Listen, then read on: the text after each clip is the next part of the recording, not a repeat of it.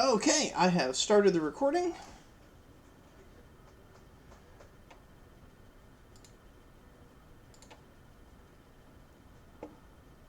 And here we are. So, we'll start with the retelling of the previous session. Unlike other retellings, in this instance, you will not be splitting your experience amongst your characters. You'll be giving a character point to each of your characters.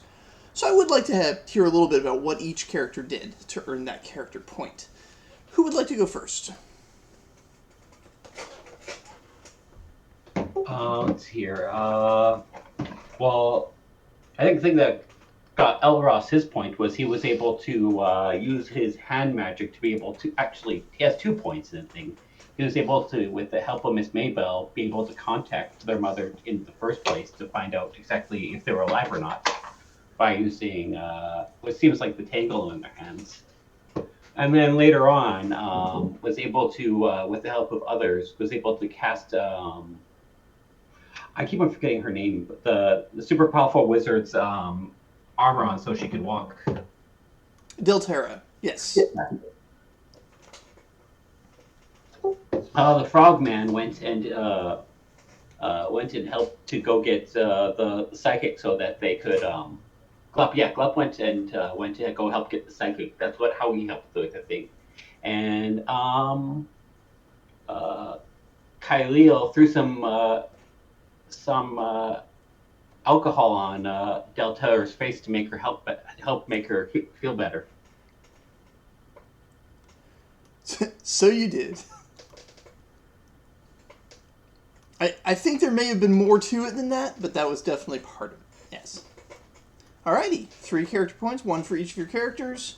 Well done. Who's next?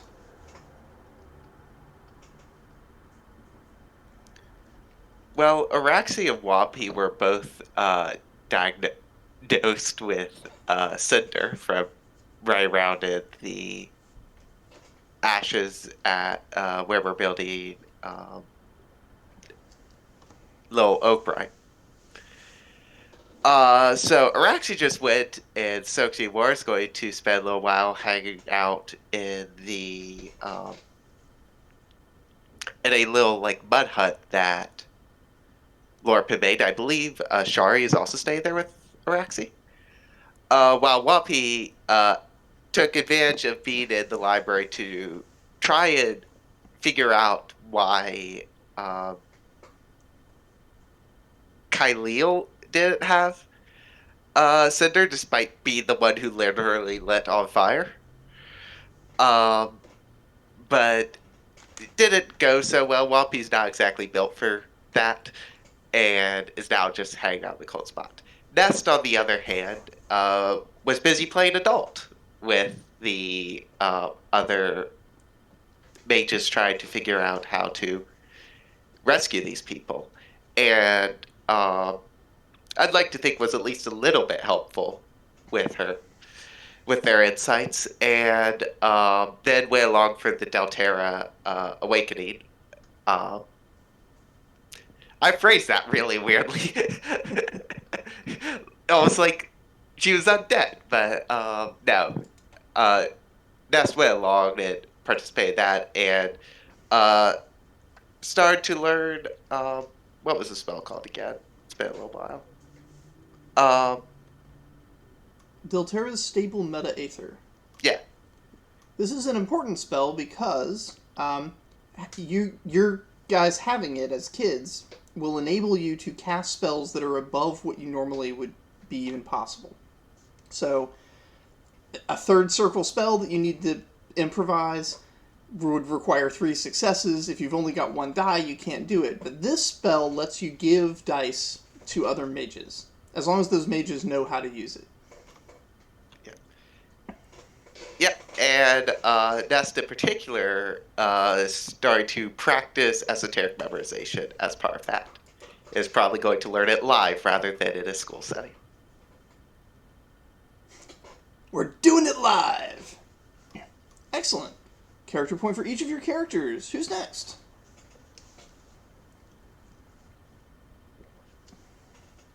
I will try and remember what Trumpy was doing. Bax, I believe, was a runner, like a book runner, info runner, for trying to help out with the Delterra situation. Got 4 Um, successes on that roll, too. Leica was going around. Oh, and now I remember what Trumpy did. Leica was going around collecting the bard, the other bard that was on the little floating island, and bringing them into the fold for the rescue mission, basically. And Trumpy was getting a melon. A pivotal melon. The all-important melon. Absolutely. Extremely important melon.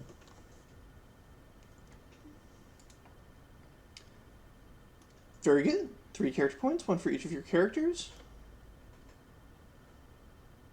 3 more to go. I can jump in. So Zara, unfortunately, came down with Cinder because of her exposure while helping with rebuilding Little Oak Brine.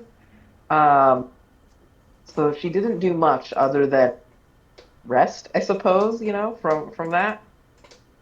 Um, Henri helped with Nest's plan to get some of Manger's hair for testing in collaboration with Glup.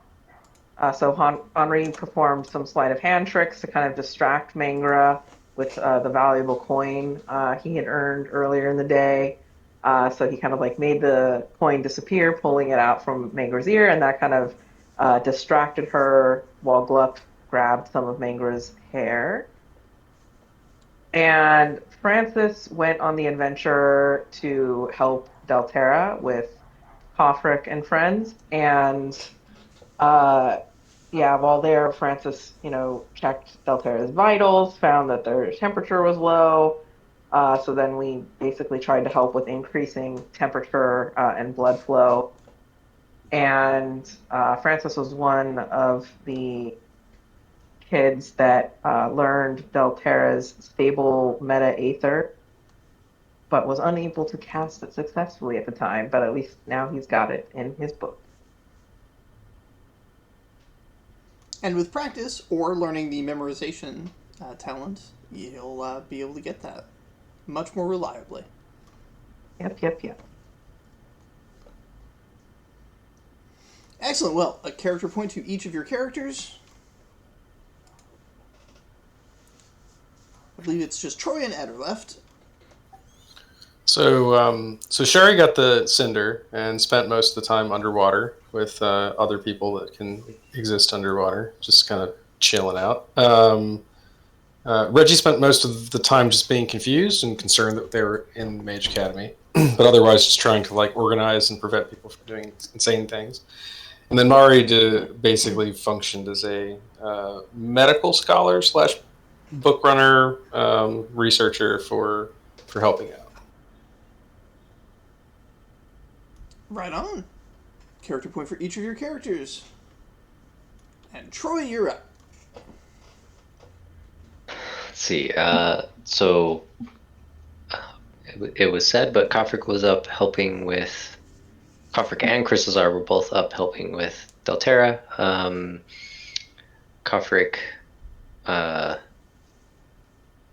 did something fairly simple, I guess, and warmed up the bed using I can't remember if it was a wineskin or just like a gourd of some sort. But warmed the bed up to help, and assisted in other ways. Crystazar tried to help with the metamagic. He failed, but at least he kind of knows what's going on there. But he still failed in doing it. The project overall was a success, though. That's true. And then Mina went along to assist with the boat to go get Radico. The most notable thing, and I think the most important thing for her, is that she named her boat Bardseeker. So, that in itself is fantastic. But she was basically there to make sure the boat was working. So, that's good. Excellent. All right. 3 character points, 1 for each of your characters. The events of that day were reasonably traumatic for children to be involved in, given that, you were essentially in a state of panic, desperately trying to save the lives of the mother of one of your fellow residents at the orphanage.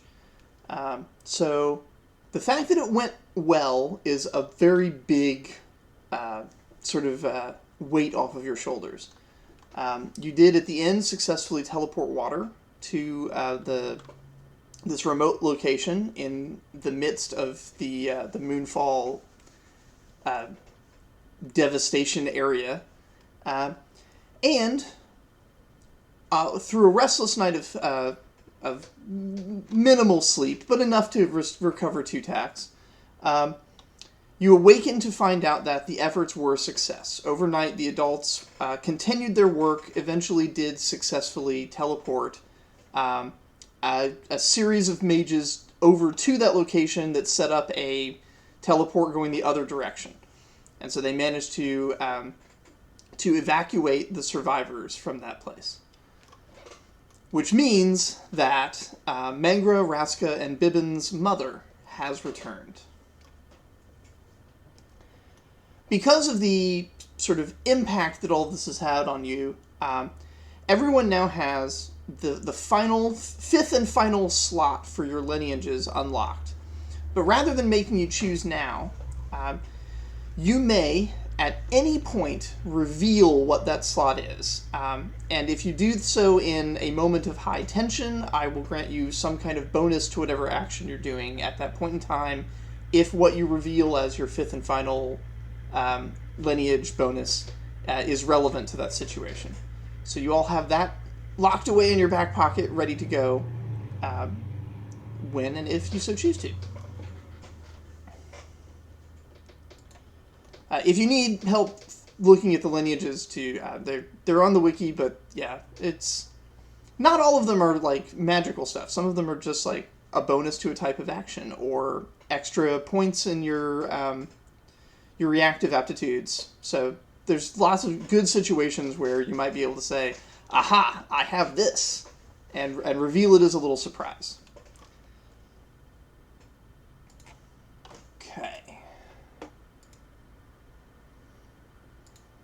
Now, for the activities, those of you whose characters have the sender, unfortunately, are not going to be able to go outside to play today. At the end of the day, basically at the start of next session, we'll roll to see how well you're getting over the sender. This will be the same roll for that you guys failed that caused you to catch it, but we'll repeat that roll to see if you ceased to be symptomatic. The sender is a sneaky little bastard, though, and it'll hide and wait for you to think that it's okay to go out before it comes on again. So we'll all have to be vigilant and careful, says Miss Mabel.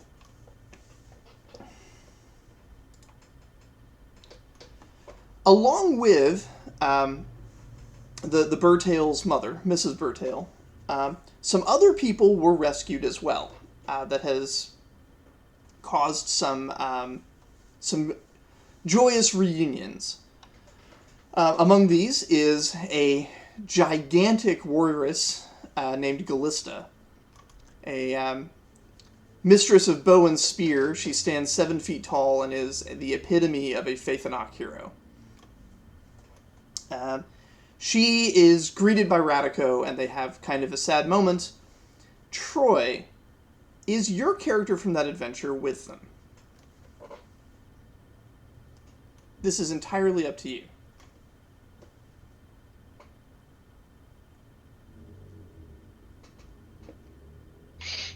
Would he be? It is entirely possible.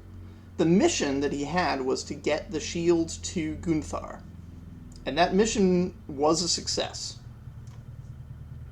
So there's no reason why he couldn't have been stealthed in that bar, riding out the apocalypse along with everybody else.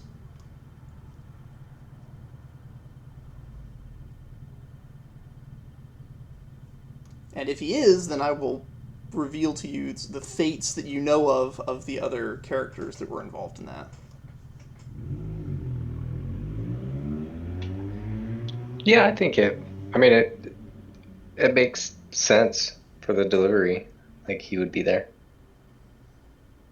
Okay. So, as you guys had left the Empire with the now enchanted shield, there were 3 bards and 3 heroes essentially. As yourself, there was the artisan bard that enchanted the shield, and Radico, and then you had Galista, Sinlan, and Beat That Grows from a Brick, who had recently sort of quasi-betrothed to Galista. But then, sailing the seas, you guys got separated. First, from a sea monster attack, a creature came up out of the deeps, cracked your ship in half, and Sinlan went down with it into the ocean, never to rise again. Which caused some grief amongst your people for a bit, but then you were attacked by pirates, and they raided your broken ship, took all of you prisoner, and at that moment, you had a choice. They were going to take the shield, and you had to choose between taking the shield or rescuing the artisan bard that had crafted it. I think it's fairly obvious what choice you made. Yep. Yeah. And you have not seen or heard from him again. Last you saw him, he was in a corridor on a fragment of sinking ship surrounded by ne'er-do-wells with blades that you could have easily handled on your own, but he probably didn't have a chance. You did manage to catch up with the shield and take it to shore, but in that process, you lost track of where Radico and Beat That Grows from a Brick went. Apparently, from Galista, who stayed with you, you had heard that she had a choice to either come back to you or stay with them, and she ordered her betrothed to defend Radico with his life, and then came back to assist you and see the mission done. And so you've been traveling with Galista, and the adventures have been many. You've made many allies, all of whom are dead now, because, it's been a hard road.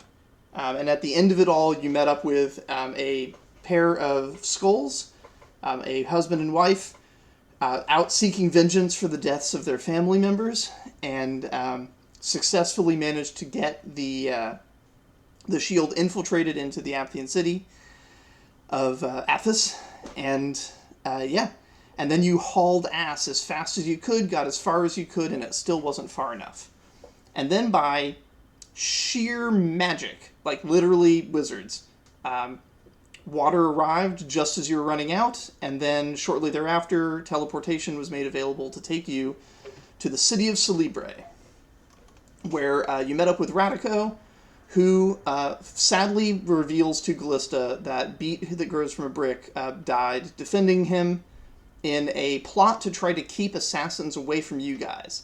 They realized that Aphthis would send assassins after you, and so they made a big show of claiming to have a powerful artifact that they did not actually have, to draw the assassins away. And it worked, but it worked too well, and Beat That Grows from a Brick paid the price. Radico hands over the betrothal bracelet that Galista had woven for him, and returns it to her, and she is heartbroken. Don't know what that character is going to do next, but moving back to the kids. You guys have some choices to make today. So those of you who have Cinder obviously can't go adventuring, but you can still learn if somebody will bring you your schoolwork. So you can still get your experience point, and you can still spend experience points. You just have to convince somebody to bring your schoolwork to you at the hospital. Or, in the case of those of you who are underwater, just have Lorpin do it. He'll bring you whatever you need.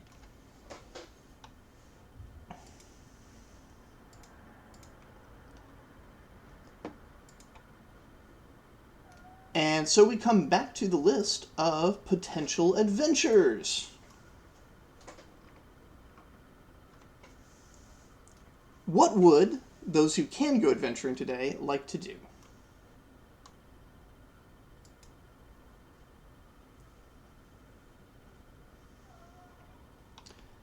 The teleporter rescue mission was a success, so the options that remain are Part 2 of investigating the criminal syndicates, exploring the Undercity, in parentheses, dangerous, exploring the Northern Forest, where there are rumors of druids that might be of interest.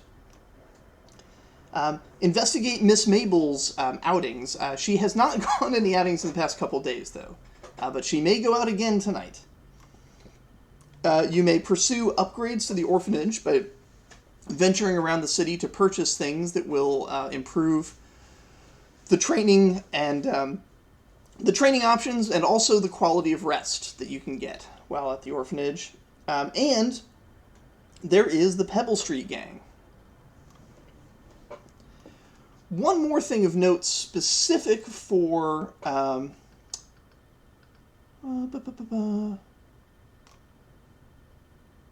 Francis. During the night, you were troubled because it was hard to sleep, and you happened to sense something with your death magic. And looking out the window, you saw numerous zombies proceeding down the street towards the docks.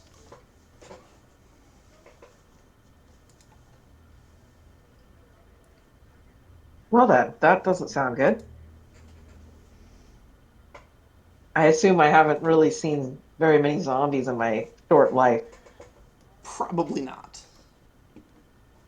They did not appear sentient. It appeared to be exactly the kind of magic you're studying. Some kind of magical animation of corpses.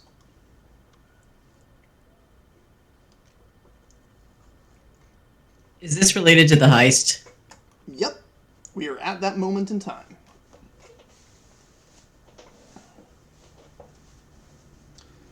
And it turns out the reason that no one from the university interfered with that was because they were all busy on a teleporter rescue mission. So, good to know.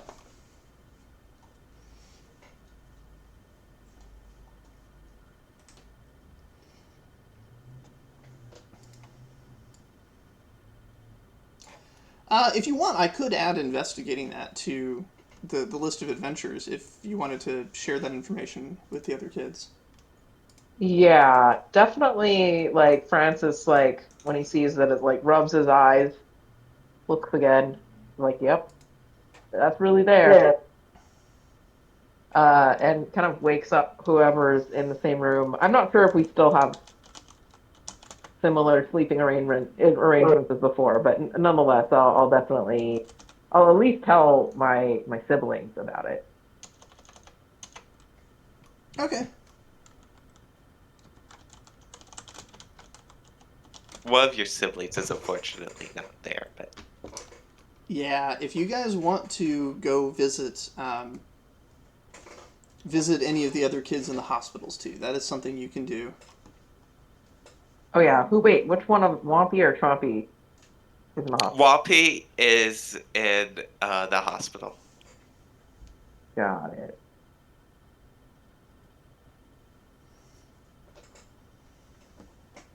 Yeah, so I guess I will have told Chompy. I mean, really, honestly, like whoever's around, I'll just wake them up and have them look out the window to make sure what I saw was real.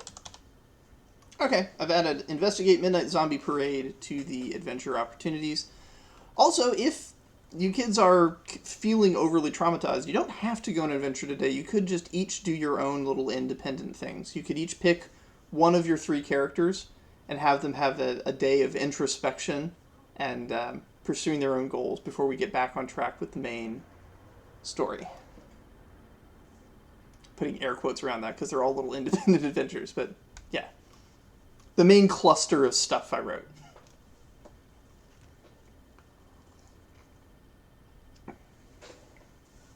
For once, I am struggling to pick one. They're all very equally interesting to me in this moment.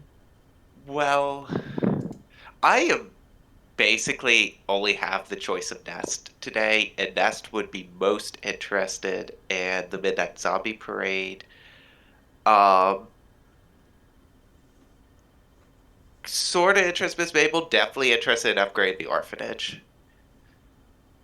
I could go for some. Would Ness orphanage be upgrades. interested in meeting a group of other kids that could be potential allies for further adventures?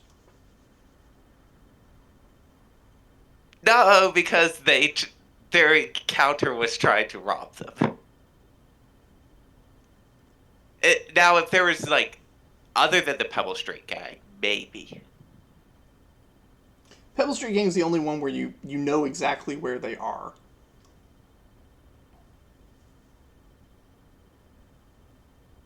We just need to catch them harassing other kids, and then those are our friends.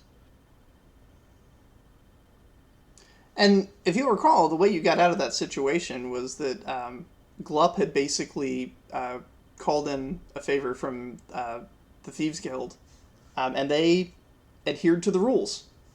The guild said you guys were not a valid target, and they said, oh, okay, then we won't do that.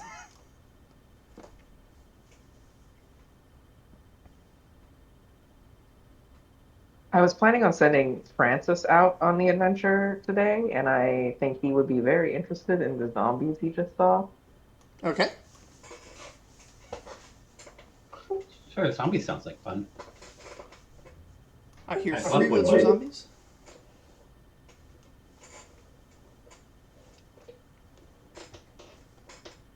Yeah, I mean, zombies definitely sounds interesting. Alrighty then, it's gonna be zombie time.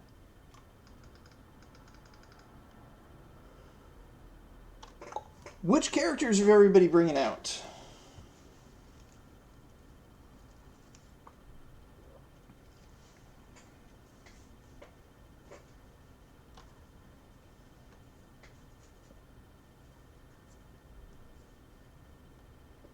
Francis on my end.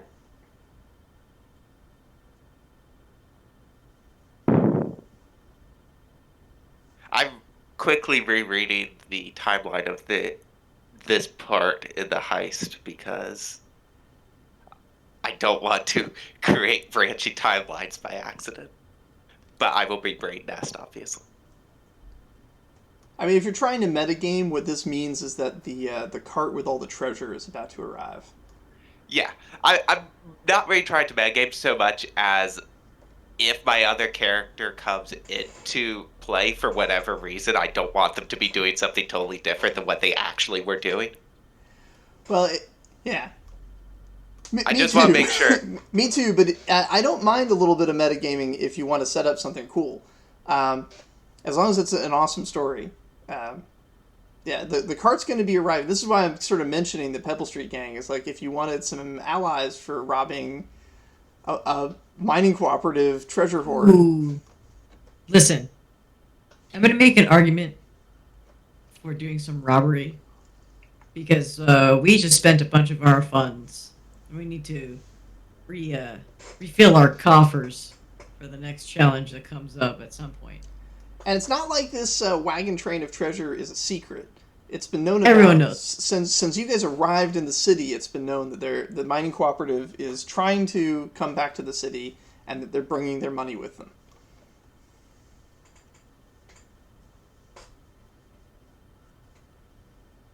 Yeah, I'm down for that. Meaning that we would do the adventure where we might be able to recruit people to help us with robbing before that caravan gets here. Yeah. All right. Is this the plan to try and prep a little robbery of that caravan? As long as you rob it within the rules of the Thieves Guild, it's fair game. I have the wrong character who would be sympathetic to this, unfortunately. Would it be helpful to bring someone who's in the Thieves Guild? Or does it matter? It would probably be helpful, yeah.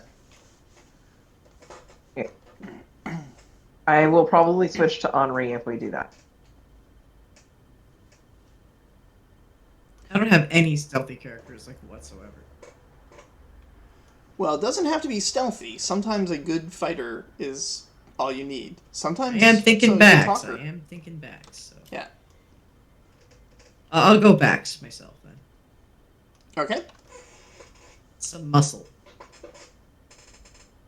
So it sounds like we're switching gears here, kind of. Not entirely, because they're interrelated, but the zombie thing is related to the arrival of this this caravan. But would you say that we're switching to the Pebble Street gang recruitment, or are we just doing an independent review at the moment? I think Pebble Street Gang is a viable option if we're trying to say, unionize the thieves that will be in operation among us kids. We can form a wider coalition of street urchins and maybe get a bigger take. That's always the question, because you're going to have to split the take with them. So will your total be more if you can get more with their help, or will your total be more if you do it solo and keep it all for yourselves?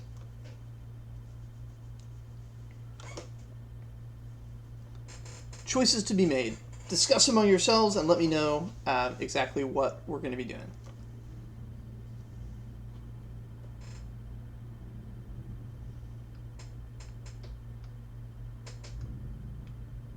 So basically, we know there's a caravan coming. We want to rob the caravan. So we want to bring people who can help with that and come up with like a good group for that. Is that right? Does that sound good? Yeah. Definitely sounds like a thing Les wants to do.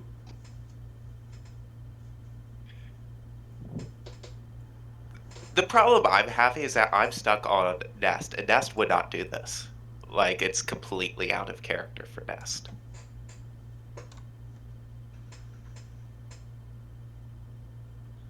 Not even to help fund to take from the bad guys to fund the village. Yeah, it's for the orphanage. And these are explicitly enemies of the city. I mean, Reggie would totally do this, so he's going to come along. Yeah, it's just completely out of character for Nest. Nest would want things to be done diplomatically. Nest would not be particularly interested in thieves.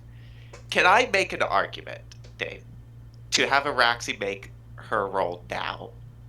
Because Araxi spent all day yesterday underwater. Yes, After the that's fair. diagnosis. You did explicitly tell me immediately that you were going underwater as soon as you found out. You didn't wait till the end to go. So yeah, that's fair. Go ahead and make your was it a resistance roll? Yeah, the problem is I only have one die. But I if it's a can't add it success, then she's good. to it. I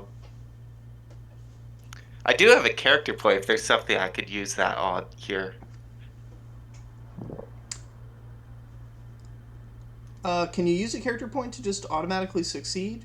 Is that how the rules work? What I was thinking is develop a talent that would. Oh, like a Resistance. curse resistance talent. Oh, Yeah. that's fast. I like this idea. Well, there's a lineage that enhance your resist, isn't there? There Is is. there? I haven't fully read through all the lineages. This might be my reveal. Well, there's a lineage that immunity. gives you more. Yeah.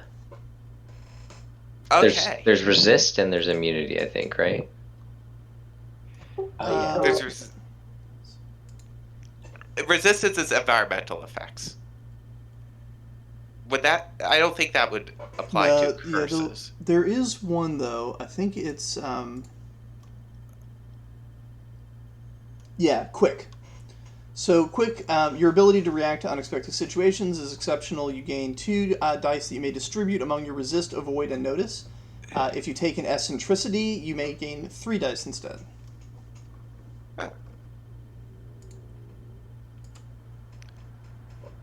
I gave that to Nest, but not to Araxi. I think I might actually take that. Here, and do the roll. Because the problem is, as I get fragile as a Anu. switch.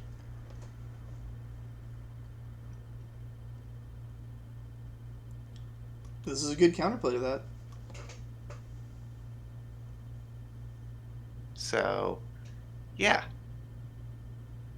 The question is what? Okay. Yeah. The first question is: are you only getting the 2 dice version, or are you going to take an eccentricity to get the 3 dice version? That's the first question. All right. I'd probably take eccentricity. I think it's more about.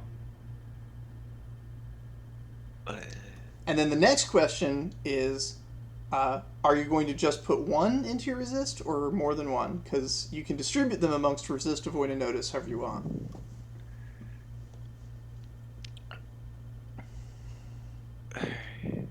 How are these calculated again? Just because I don't truly remember. Like on the character sheet? Yeah. Your aptitude, Like what? selection of aptitudes divided by 2, right? That's right. Okay, so it's not like specific aptitudes add more to it, right? Yeah. Well, so like let's say yes, it is. they So, do. Okay. yeah. So if you level up your vigor, for example, I think every 2 points you put into vigor is going to add 1 to your resist. Okay. It's your resist, or it's your vigor plus your Focus.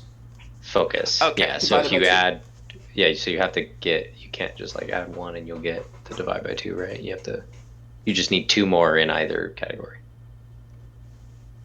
Unless you're on the cusp, like if you've already put 1 in and it's True. sitting there at the rounding point, then 1 more would do it. You can always just add it and see what happens. Can I just actually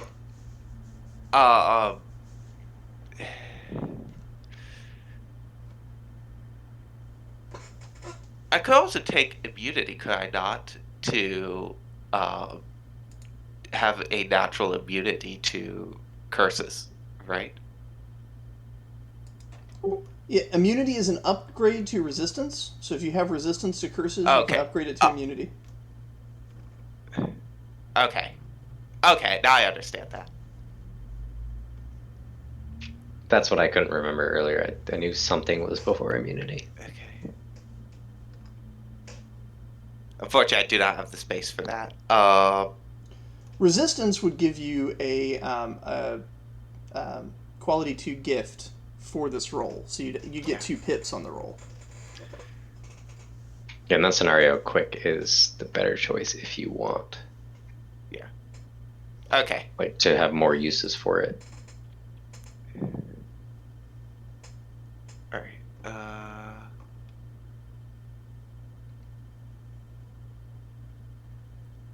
But the flavor of a curse-resistant character is also interesting. It's all good.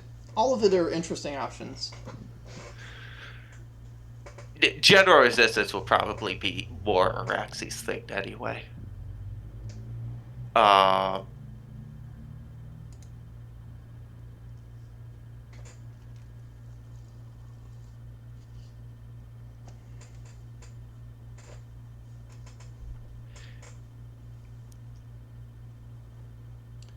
While you're thinking about that, is there anyone else that wants to do any preliminary stuff? Getting ready for the adventure. I had a question about the 5th lineage that we're Sure. going to be able to unlock. Does it have to be an ancestral, or can it be a general lineage? Oh, it can be a general. Yeah. Yeah, anything in the ancestries and lineages master category, right there. Now, with eccentricities, the thing to know is eccentricities are disadvantages that a lot of the lineages will let you take one of them to give it a more powerful version. So, with the example of quick, right? So, if Araxi ends up taking quick, it I would... actually have the answer for you if you want me to. Oh, yeah, sure. So Araxi's taking quick with the eccentricity, and but unfortunately, in building the house, has discovered that Araxi is allergic to Celebrid mud, something that Ooh. Araxi needs. to make use of if they're going to spend expensive time. It's not that big of a deal because they don't need it all the time. They can just make do on short periods of time by soaking in water. But the specific composition of Celebrid mud is very different from her homeland, and she can have a skin reaction to it. Okay, If she, I like that. and for that, I've put 2 dice into resist and 1 die into notice because I think that'll be helpful in the future. Oh, my solution was so much crueler. I was going to say you should take Curse as an eccentricity and have permanent Cinder that just comes back every once in a while. That was And it's just like you can get out of it this time, and like every once in a while you got to roll resist to get out of it. all right. That would have been very interesting. What a consequence. But yeah, 2 successes. You've overcome it. You're now super itchy and you need to get out of the water. But yeah, the curse has remitted.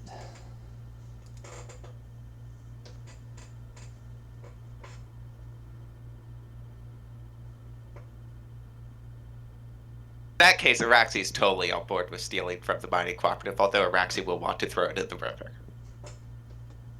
Oh man, that means what's her name? Echelon's character is going to be sitting in that hut by themselves now. Shari, yeah. Shari? That's alright. She likes to talk to the fish. Lorpin will pop in. Lorpin will be there regularly, yes. And Lorpin will bring your schoolwork. Which, for Shari's case, is since it's sailing, it's mostly going to be like not tying lessons. But there you go. She can help clean the barnacles off of the ship. I mean, That's true.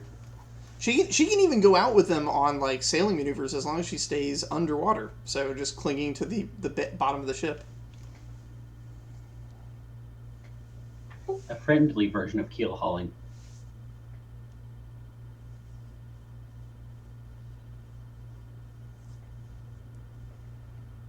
Alrighty, so it sounds like then we've zeroed in on a mission objective here. This is definitely going to be a 2-parter because the treasure in question is only just arriving today. But preparation is what makes a heist go properly. So, who all's coming on this initial investigation and preparation for stealing from the mining cooperative? Bluff is going. Facts. And Bax may find some interesting perspective on this from visiting Crimson Guard headquarters too. Exactly. Henri.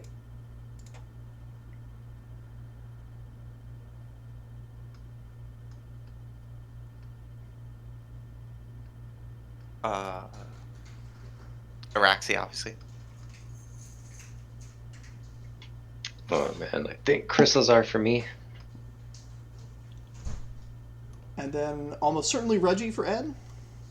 Yep, if we're going to go... I mean, I'm not really a criminal, but I'm a lawyer, so... You're a bureaucratic criminal, let's be fair.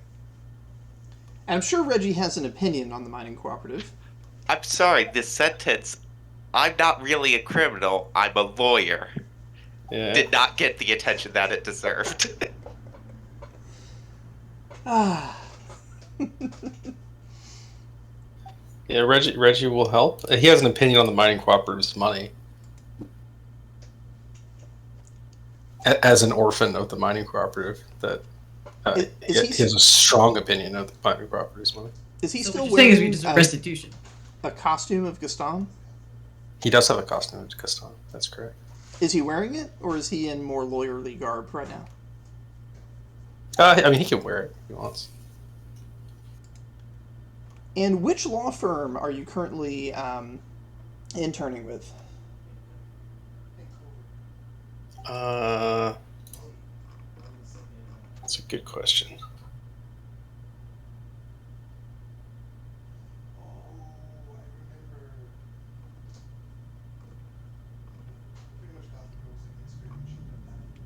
I've created 4 law firms, but I can make others if none of them suit you.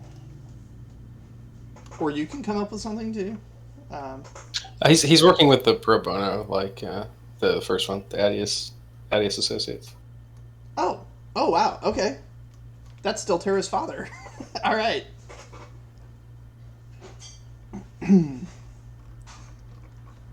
Well, actually, he's doing property stuff, so probably the management Worthshire? organization. Yeah. He's kind of talking around to a bunch of them, but yeah, that's Okay. Okay, you're working for Ketra. All right. Cool. That's going to be a very different perspective than working for Adius in this. As Adius is the sort of neutral third party that ends up mediating between all of these competing groups. Whereas Ketra wants money.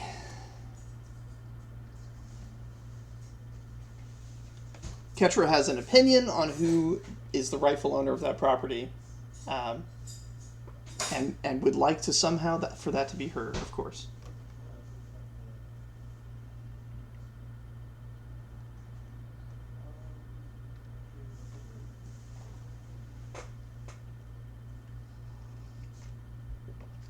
Alrighty then. So that is the full group. You guys can fill in what your other characters are doing as we go, but for now, what is it that this crew would like to do?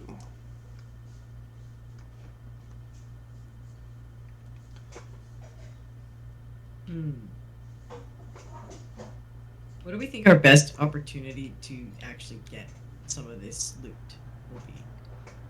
So that's a great question. And maybe the first thing you guys ought to do is a little bit of information gathering to figure out where and what the loot is and where it's going to be, stuff like that. Or if you want additional hands helping you, you might go visit the Pebble Street gang and try to recruit them, since they are trying to be thieves. They would like to be thieves.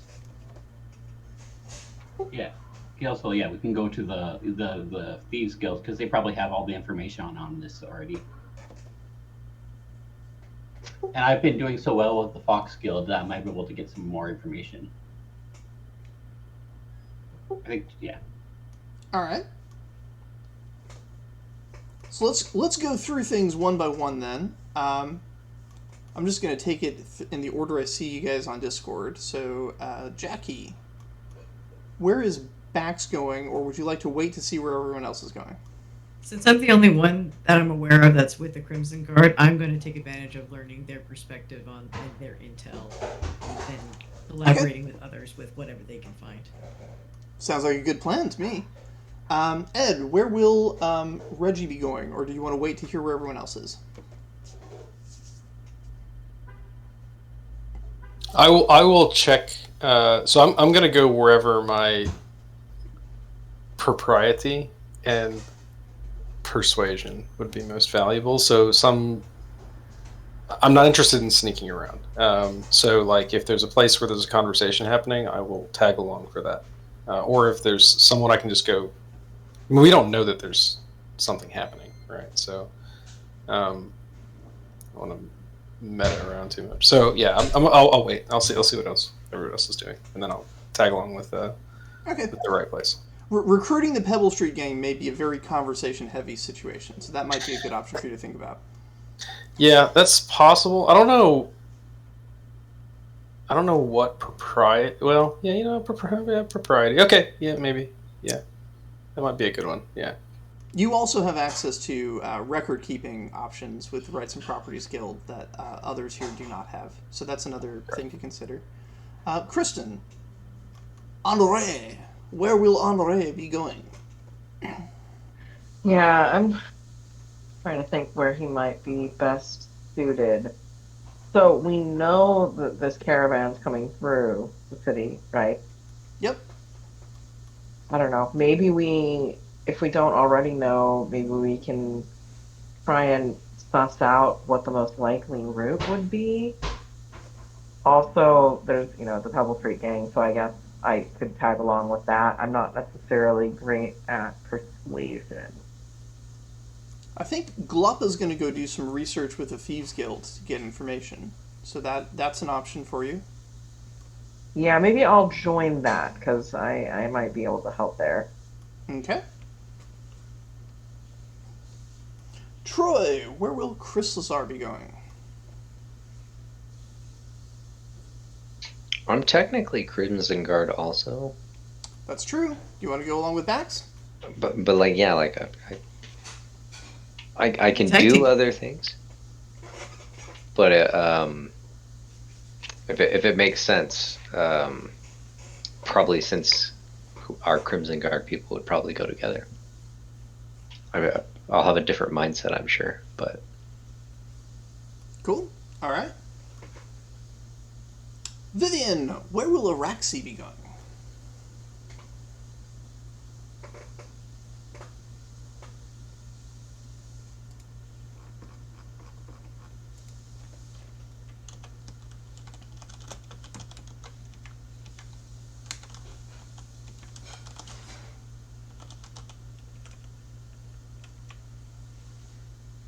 Viv, are you there?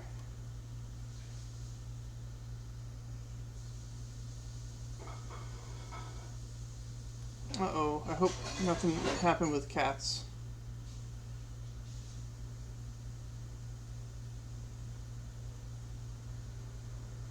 possibly just internet. Maybe. It's usually I hope so. internet. Let's hope internet. We cannot hear Oh, there you. we go. No, you're not even turning green or anything.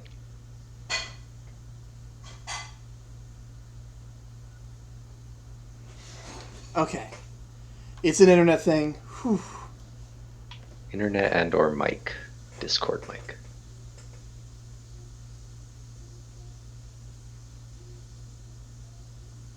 Discord forgot what the push-to-talk key is or any other number of things.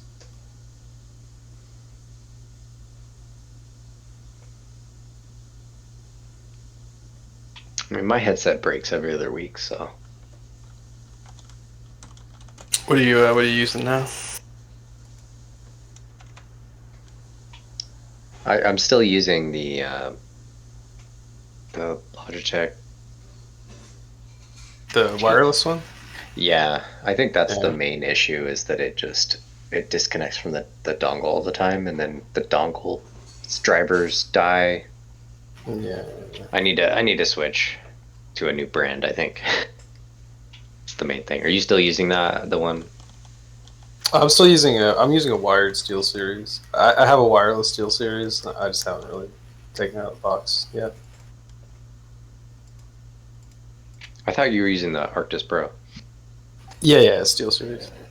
That's the one you're using with the Yeah. the bridge. I can't remember what it's called. The DAC or whatever. Yeah, the DAC's alright. It doesn't really do anything useful, but it's alright. It seems it's relatively stable as a headset, and it's comfortable, which is more than I can say for some of it. Like lots of headsets are horrendously uncomfortable, especially if you wear glasses. Yeah, that's been an issue for me during work and stuff. I figured out a wired setup that works. I mean, I'm running a wire to the ceiling to charge. So like, I think I'm ready to switch back to wired headphones, and that's probably a good one to switch to. Yeah, they have a wireless version, which I like, and I got it for Christmas, but I haven't actually used it because my wired version is fine. But like the wireless, the cool thing about their wireless version is that the DAC is also the charger, and it's got a hot swappable battery, so you can just it's got two batteries, one's in the DAC and one's in the headset, so you can just swap them out whenever you need. Oh, nice. And it also has dual mode connection, so I've been thinking about pulling it out because then I could like connect to my phone or something and via Bluetooth. To like listen to music and stuff on my phone without installing Spotify on my work computer, but also connect to my work computer via the other connection. So, and it like multiplexes. I don't really, I'm not really sure.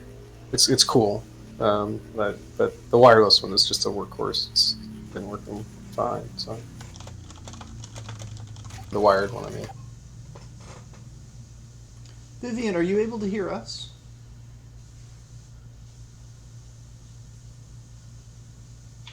I'm guessing it's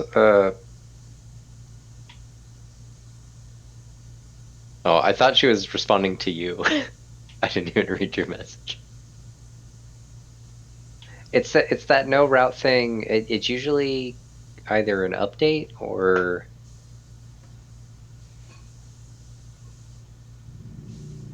she needs to like literally reset her Wi-Fi, right?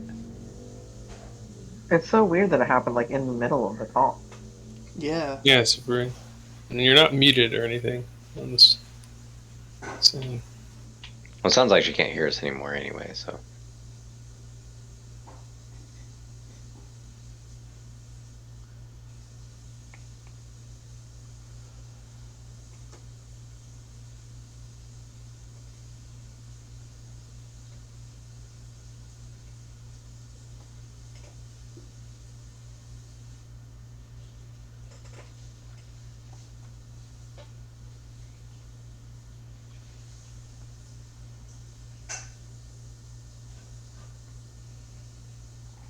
It'll mess up all my recording setups, but we could try moving channels if the other channels are working.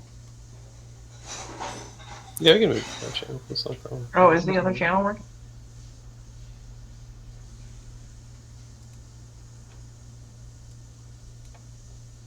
That's so weird. Like, how in the same server would different voice channels work? Discord's got a Discord. I'm pretty sure it's like black magic, anyways. The way that this shit works.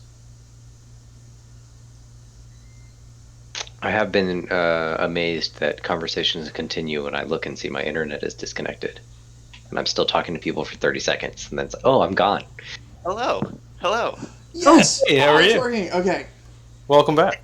I did nothing. It just suddenly worked. It's because it you were started doing working something. as Troy was talking about how Discord is just magical sometimes. That sounds like about 90% of my debugging experience at work is like, I did nothing and now it works. The other 10% is, it works and it's always worked, but I have no idea why. It totally shouldn't work. Okay. Yeah, it was really strange. I could connect to every other voice channel I tried except this one. And then now I can connect and it's fine. That is so bizarre. Anyway, case, the question was, what is Araxi doing? Which group is Araxi going with, or whatever? So I'm not sure because Araxi doesn't like the Pebble Street gang. The thing I was actually thinking about, now Araxi not particularly excellent at this, but maybe Araxi could find like an aerial spot to hang out for the heist. Because Araxi could just be up high where nobody looks because who expects somebody coming from 40 feet in the air?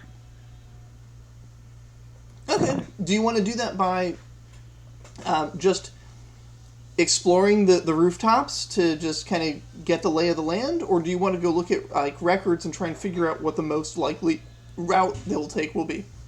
Neither of which I'm particularly good at, but Araxi I think is more of a go and do it than look at books type. So I think that's what Araxi is going to be doing, is going up on the rooftops and looking for like good spots to hang out. The other thing I could do if we were to get the Pebble Street gang involved is show up there to intimidate them into it. So if that's the thing, I think Araxi will go for that, but if not, Araxi will just go and find a spot on the rooftops to set up. Right now we've got 2 people going to the Crimson Guard headquarters to get their take on the situation. 2 people going to the Thieves Guild to research information about probable routes and maybe what kind of treasure will be there for them to rob. Also to, I'm sure, do the proper paperwork to make sure they have permission to rob it. So really it's just Araxi and Reggie are the ones I'm waiting to hear about. Reggie, want to go rooftop hunting? Reggie says, I was thinking about going to the Hall of Records and trying to backtrace all of the missing assets from the cooperative. Says, I think I could probably do something with that specifically because, like, I have some insider knowledge about their operations.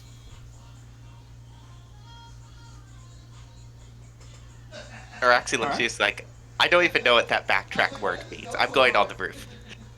And just leaves. Reggie says, "You do you. I will go find this money.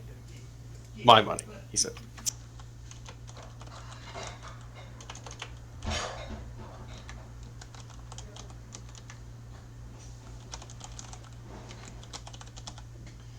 All right, so we've got Vax and Crystals are going to Crimson Guard, Gluppa and Andre going to the Thieves Guild, Araxi going to the Rooftops, Reggie going to Records. Let's start with our Crimson Guard group. Vax and Crystals are, you arrive at the Crimson Guard barracks.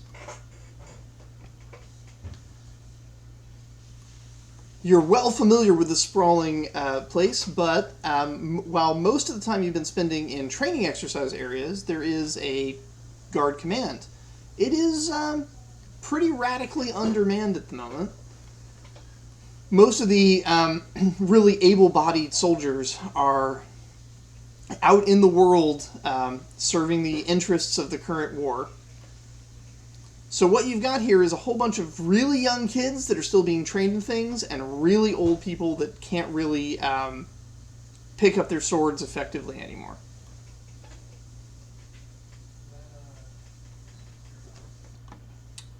Where within the barracks would you like to go, and what would you like to do?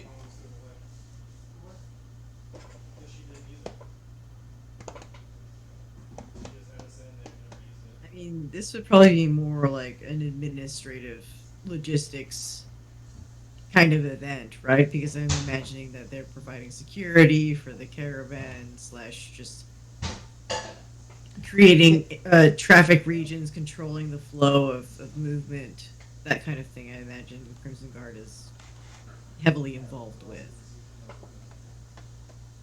All right, so you're going to look for an administrator, basically like a local commander or requisitions officer? Something like that, I think. I don't know. What does Crystalzar think? So you find out that the local commander is actually out at the north gate right now because the caravan is arriving. And the commander wants to take the entire caravan into custody right now. You can try to rush out there to meet him, or you can talk to the people who are here. People who are here do include some sub-commanders and also requisitions officers. Requisitions would be if you need stuff to help you with your thing, but you probably need to get permission first. So you probably want to talk to a commander or sub-commander before you go talk to requisitions. Okay, we'll do that. All right. Sub-commander greets you. They immediately recognize you because you just recently helped them get one of their most valuable field agents back from Aphthis with intel about the Moonfall incident. And so your key role in that has given you a little bit of Clout. Yeah, some celebrity prestige for the day. Commander says, what can I help you with? Training going well, I trust? Yes, sir. Good lad, good lad. This is an old guy. He's past the age of retirement, but he's still hanging around because no one else can do the work right now with the war on. So, yeah. He probably ought to be sitting in a rocking chair on a porch somewhere, but instead he's here filing out paperwork and generally trying to remember as best he can how military things happen.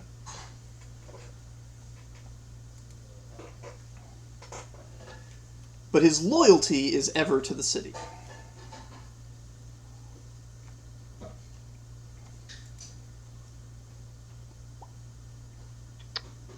I suppose we should ask about the North Gate. Oh, yeah. Mining Cooperative wants to bring the caravan of their ill-gotten gains through our city.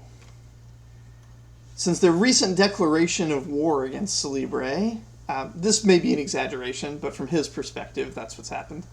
I say that all their stuff is ours by right, and we should just take it. Commander is definitely of that mind and is out there right now trying to get it.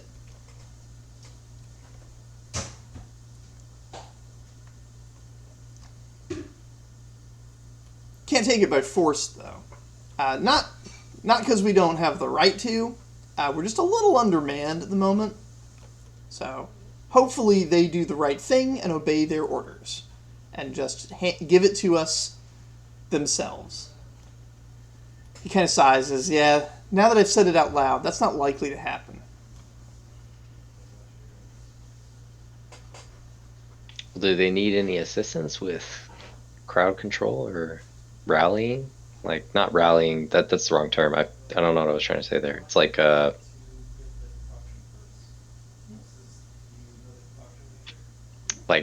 yeah, just crowd control or just making sure things don't get out of hand. Well, if the crowds of Celebres storm the caravan, I won't be too upset. We're not here to get rich. We're here to make sure that our enemies stay poor. Well, I kind of meant the other way. I meant if the caravan got rowdy. Ah, yeah. If the caravan gets rowdy, it would definitely be good to have some more hands out there, but I don't know if you're experienced enough to deal with the kind of professional soldiers the mining cooperative's going to bring. Now, no offense, I've seen you in your swords training. You're definitely getting there, but probably best if we leave this to the few grown-ups that are still around. Sir, we would not be operating in a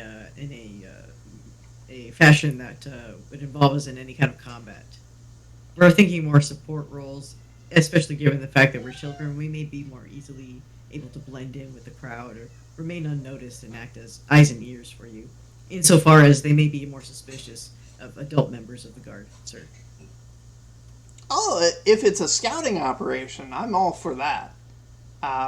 Yeah, just switch into plain clothes and hang out in the crowds. Make sure you see all there is to be seen and report where they go. That would be fantastic. Any positioning intel you could give us so that we could maybe look out in areas that you may not be able to guard yourself or with regular troops, let us know. He says, yeah, I mean, at the moment, what I need is more intel. I don't have much to give. But anything you can learn, bring it right back to me, and we'll make a report together. It'll be good for you to learn how the paperwork works. So we do plainclothes. Is there any supplies we can get, like equipment for observing from far, or Can we requisition at least like a sidearm, like a dagger or something for self-defense in the event that we get noticed? He says, yeah, unfortunately, all the equipment we have is very obviously Crimson Guard equipment. We sort of rely on our agents to supply their own plainclothes. But I do have one thing you might find useful. You'll need to be extra careful to keep it hidden. But I have a pretty high quality spyglass I've squirreled away for when I go out scouting. As long as you kids promise to bring it back, you can have it. For today. It's a standard telescope. The kind of thing, honestly, that you would expect to find on the boats in the harbor, more so than in military use. that would be helpful. And we do promise to bring it back. Alrighty. The old guy pats you on the head as he hands you the telescope and says, we've been through some adventures, me and old Telly here.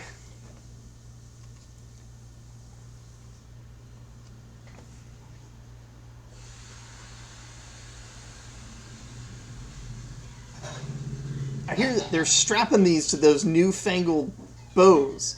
The ones that don't bend, that just go in a straight line. Strange things. He's talking about rifles. He just doesn't have the language for it. Alright, so you have that, and off you go towards the north gate. Next up, the Thieves Guild group, Glup and Andre. You guys arrive at the Fox Den, or are you going to the record-keeping office? Is that in the Fox Den? They're basically next door to each other. Yeah. I'm trying to think of what kind of records we might be looking for that could help us in this situation. I They suppose. do have detailed maps of the city. Okay, yeah. I wasn't sure if the Thieves Guild would have something like that. That could be helpful. Basically, one of the things I was thinking that we could do is try and figure out like what might be the route that this caravan would take so that we can use that information to formulate our plan. So kind of just look at like what's the likely route that they're going to be taking through the city.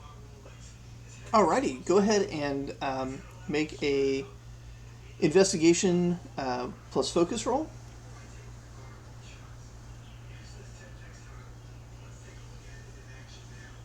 Glup, what are you doing?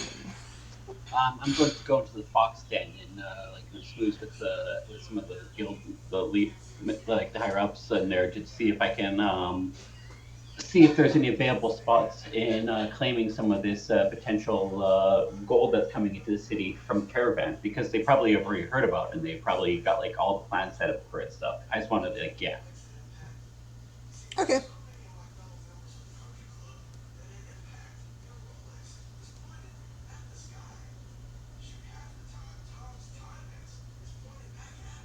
get our group's name in the list of retrievers. So the first thing that you find out from them is that the Thieves Guild does not, at the moment, have any idea what the actual treasure is.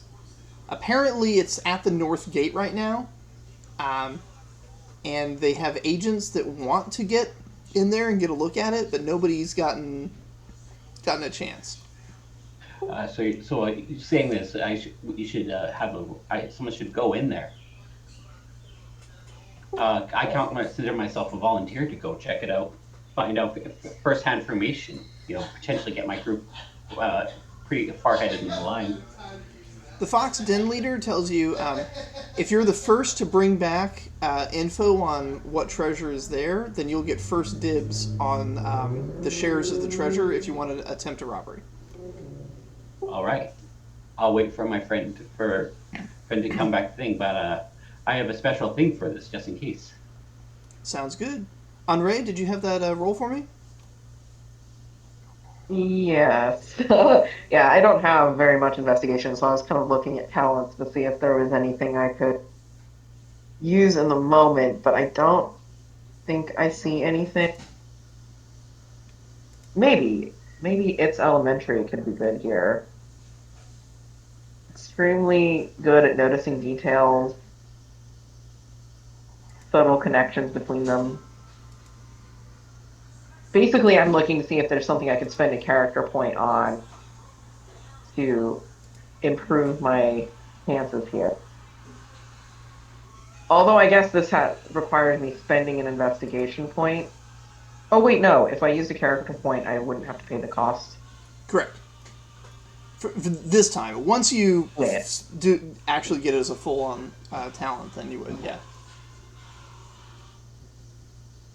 Okay.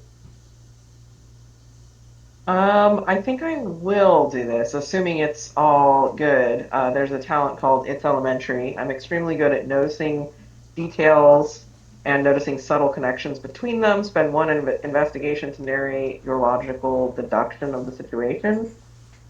I don't know. What do you think? Do you think that applies to this situation? Yeah, so I will reveal to you, if you use that, what the actual difficulty that you're trying to test against with your roll to find out the route. So I'll tell you what the difficulty number is you have to beat, and then you actually get to make your attempt against half that value. Okay, cool. So basically it makes it half as easy. It does. And it also tells you what the difficulty number is. So in this situation, it's a mystery. You don't know what number you're trying to get, and I'll tell you if you use it. Yeah. Cool. Yeah, I think it will be fun to try that out. So yeah, cool. I will engage that. Okay. So obviously, it's elementary that the cart doesn't have a decided route yet because they've only just arrived at the city and they don't know where they're going, and they won't have had time to plan to get directly to the docks. But if you can find out from the docks which pier they're going to leave from, and you know where they're going to be heading to that pier from, such as like a warehouse that they're stopping at, or if they're going directly from the gate, then that information could compile into a reasonable map. Because this requires quite a bit of sort of preternatural knowledge of the future events, it's difficulty 4 to have a reasonable route selection that you could find. Because you know this, you can roll against difficulty 2 to have that information. Excellent. I have 2 dice. Let's see how this goes. Okay. And I don't think that there's anything I can do to improve my chances here, unless maybe I can bribe the record keeper or something like that with money. I feel like that's my only other. They can bring you records, but there's not much they can do to guess at the future. Yeah, that's true. Cool. Okay. I am gonna shoot. There's mages for that. Yeah, wait a second. Don't we have 2 friends that two students that don't have future sight? Maybe if they can control it. Zara is in the infirmary. So Nest is at school. with 1 success, you don't know what route they're going to take, but you know that it is going to be a problem that could be solved with further research. That if you were to go out and figure out where they're starting from and where their ending is, then you could come back to this and figure out a good route. Cool. All right. All right, so you meet up with Glup, and you guys are ready. Next, we're going to the records with Reggie. Okay, so I'm gonna head into the Hall of Records and just start looking for the accounting. I'll just ask like, where do you keep? I'm interested in some historical accounting. Okay. I mean, you have your little library card basically, so they head back into the olden files. It's like here's the old stuff. How old do you need to go back? Because eventually records do get destroyed. I said, well, as you know, the mining cooperative is no longer an accepted guild in the guild community in Celebre. I've gotten word that they're in the process of transporting goods through Celebre in an attempt to relocate what's left of their organization. They're of course not welcome here, because but I have some interest here because I'm pretty sure that the mining cooperative use what we might call creative accounting methods. Creative is right. And so I would be interested in looking at any records that might help me help the Rights and Properties Guild ensure, and the Thieves Guild and all the other guilds ensure that they get what's owed to them and don't end up with a tax burden that really belongs to the cooperative. Well, you're in luck, because while debts that are resolved are only kept for a 10-year period before the records are destroyed to make space, unresolved debts are not. We save those forever. and he takes you into a back room of unresolved debts, and where there are records dating back for quite some time of monies taken, transactions made that never completed, where the other party didn't sort of resolve things. He says, we're going to find a lot of stuff here with mining cooperative logos on it, in both directions, to be honest. As they became notorious for not having fair dealings, people stopped feeling bad about dealing unfairly with them. So there's a lot to go through here. If you're looking for something specific, try, looking for, because they're sorted by year right now, but you could try figuring out the order that we filed the year in. And generally, you're going to find the biggest things are going to be the furthest back because they're the ones that got put in first. And so he leaves you to it. Thank you. Okay, so what I'm going to do is I'm going to ignore all that advice, and I'm going to just go through from current on back, and find every debt owed to a mercenary organization that still exists. Fascinating. Okay. What is it you'd like to do with that information? I would like to go talk to the mercenary organization.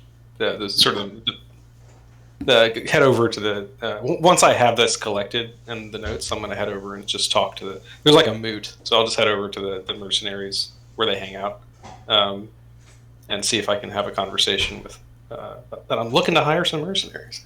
Okay, make an investigation plus focus check, and your result will be the quality of the information you can use as pips in your interaction with the mercenaries.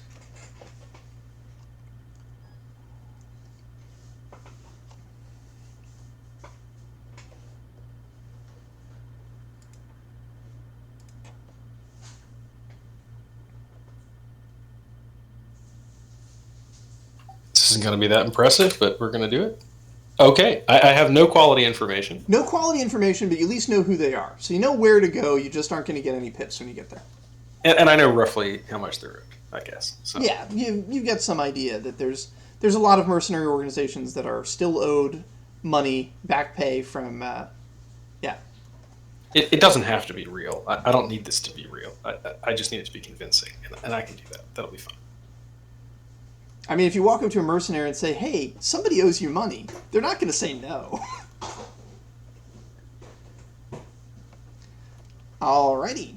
And then, last on my list here, Araxi on the rooftops.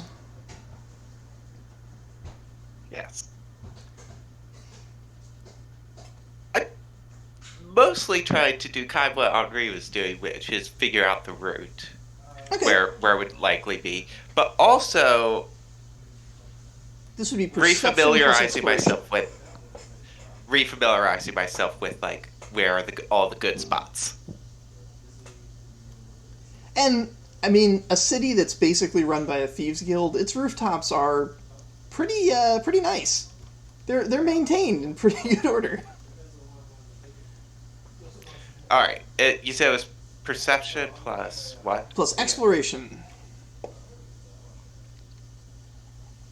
And this definitely, I'm going to argue my pips. Sure. From out. As we know from Kristen's roll, the difficulty is 4. And also my pips from climbing, because this is definitely climbing, right? Yep, definitely. I didn't even need aim. 2 successes. Okay. Just like with Kristen's situation, you don't know what route they're going to take, but you have enough information where you could probably work it out if you can figure out their start point and end point.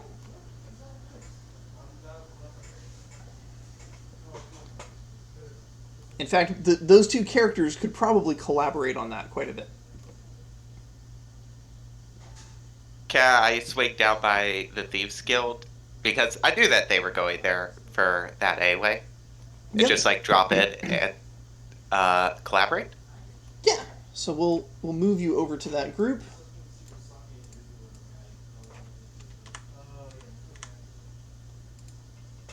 And then The scene cuts to the North Gate, where Bax and Chrysalis are arriving.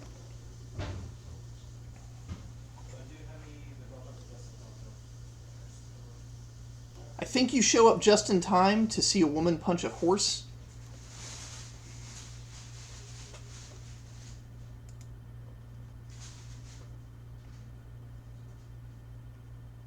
Awesome.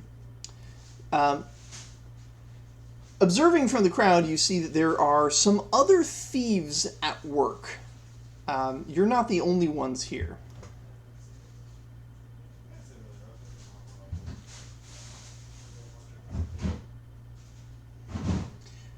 The Crimson Guard commander, however, is returning quite frustrated from his talks with them.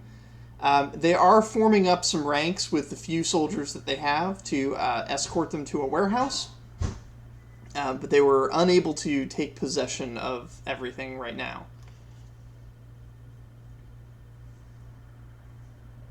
If you follow them, you'll see exactly which warehouse they're taking them to. You can stay hidden in the crowd and try to get some observationing done, or you can go talk to the commander, but that will probably give away who you are. There's also two of you, so you could try both strategies. Yeah, I was just gonna say, should one of us essentially out ourselves so that we can follow, and the other one, like, I can do it, and if you want to do the scouting?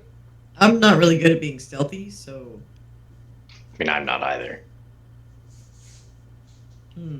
I don't think I am.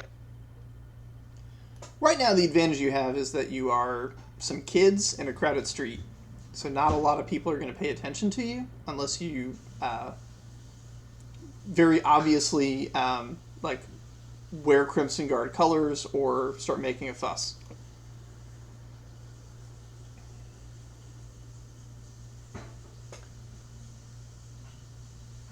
You pull out a spyglass, start looking at people. There might need to be a stealth roll to stay hidden with that, but at the moment, investigation in and of itself is not a problem.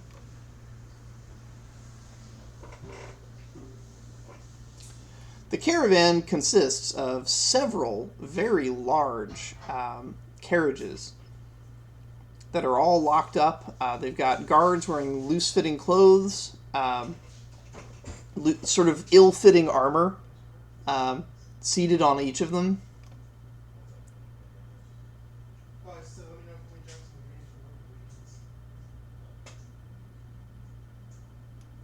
It's a strange sight, but yeah, they don't exactly have the Crimson Guard outnumbered, but you get a sense from their stance that they're very confident in their ability to engage in a fight if they need to.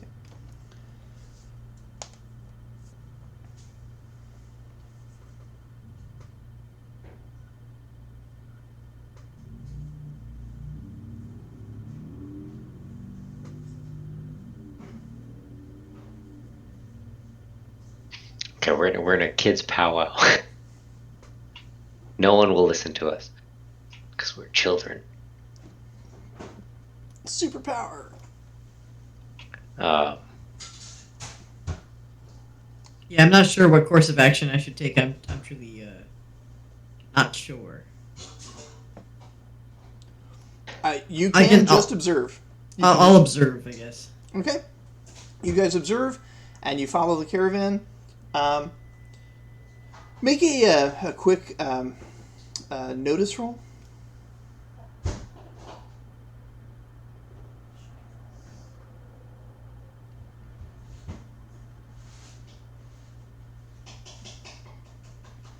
I don't notice shit. Troy, one of the wagons has a Thieves Guild symbol carved onto the a little spot near one of the doors.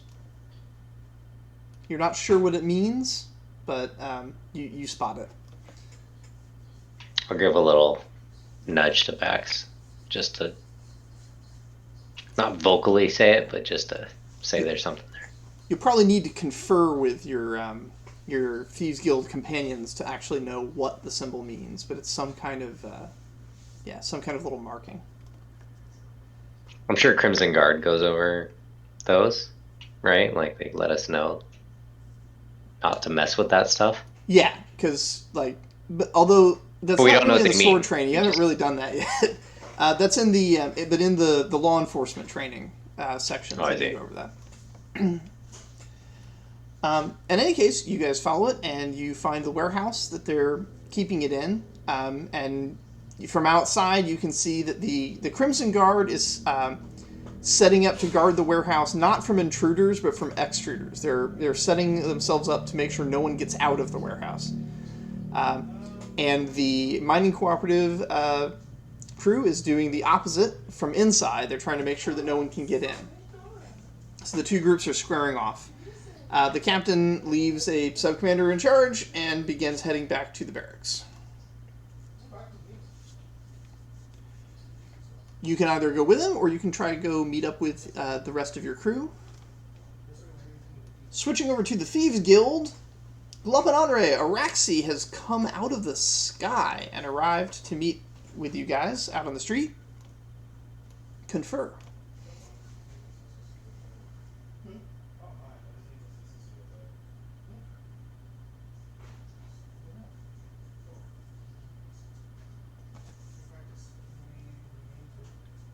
All right. So Raxi basically does that gif with the Superman landing and goes. So there's a few routes they could take. They all got great ambush spots. Do you know which one?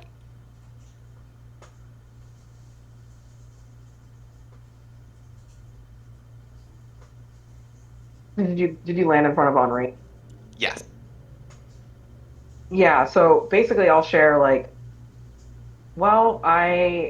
I'm aware of all the possible routes, but I'm not sure where they're starting from or where they're heading to, so I don't really know exactly which route they might take. Well, how many gates to the city are there? The north gate is the one that matters. There is an east and a west gate that are both kind of on the south part. But we don't know that they're starting from the north gate, right? Do we? That's the thing that we don't know. Oh yeah, let's start from the north gate. I know that at least. They're most likely starting from the north gate, as that would be the closest direction to Baron that they were coming from. The east gate is generally for roads going south towards Half Elven. So the north gate makes the most sense. That's not really a hard thing to figure out. Okay. So we know where they're starting. We just need to figure out where they're ending.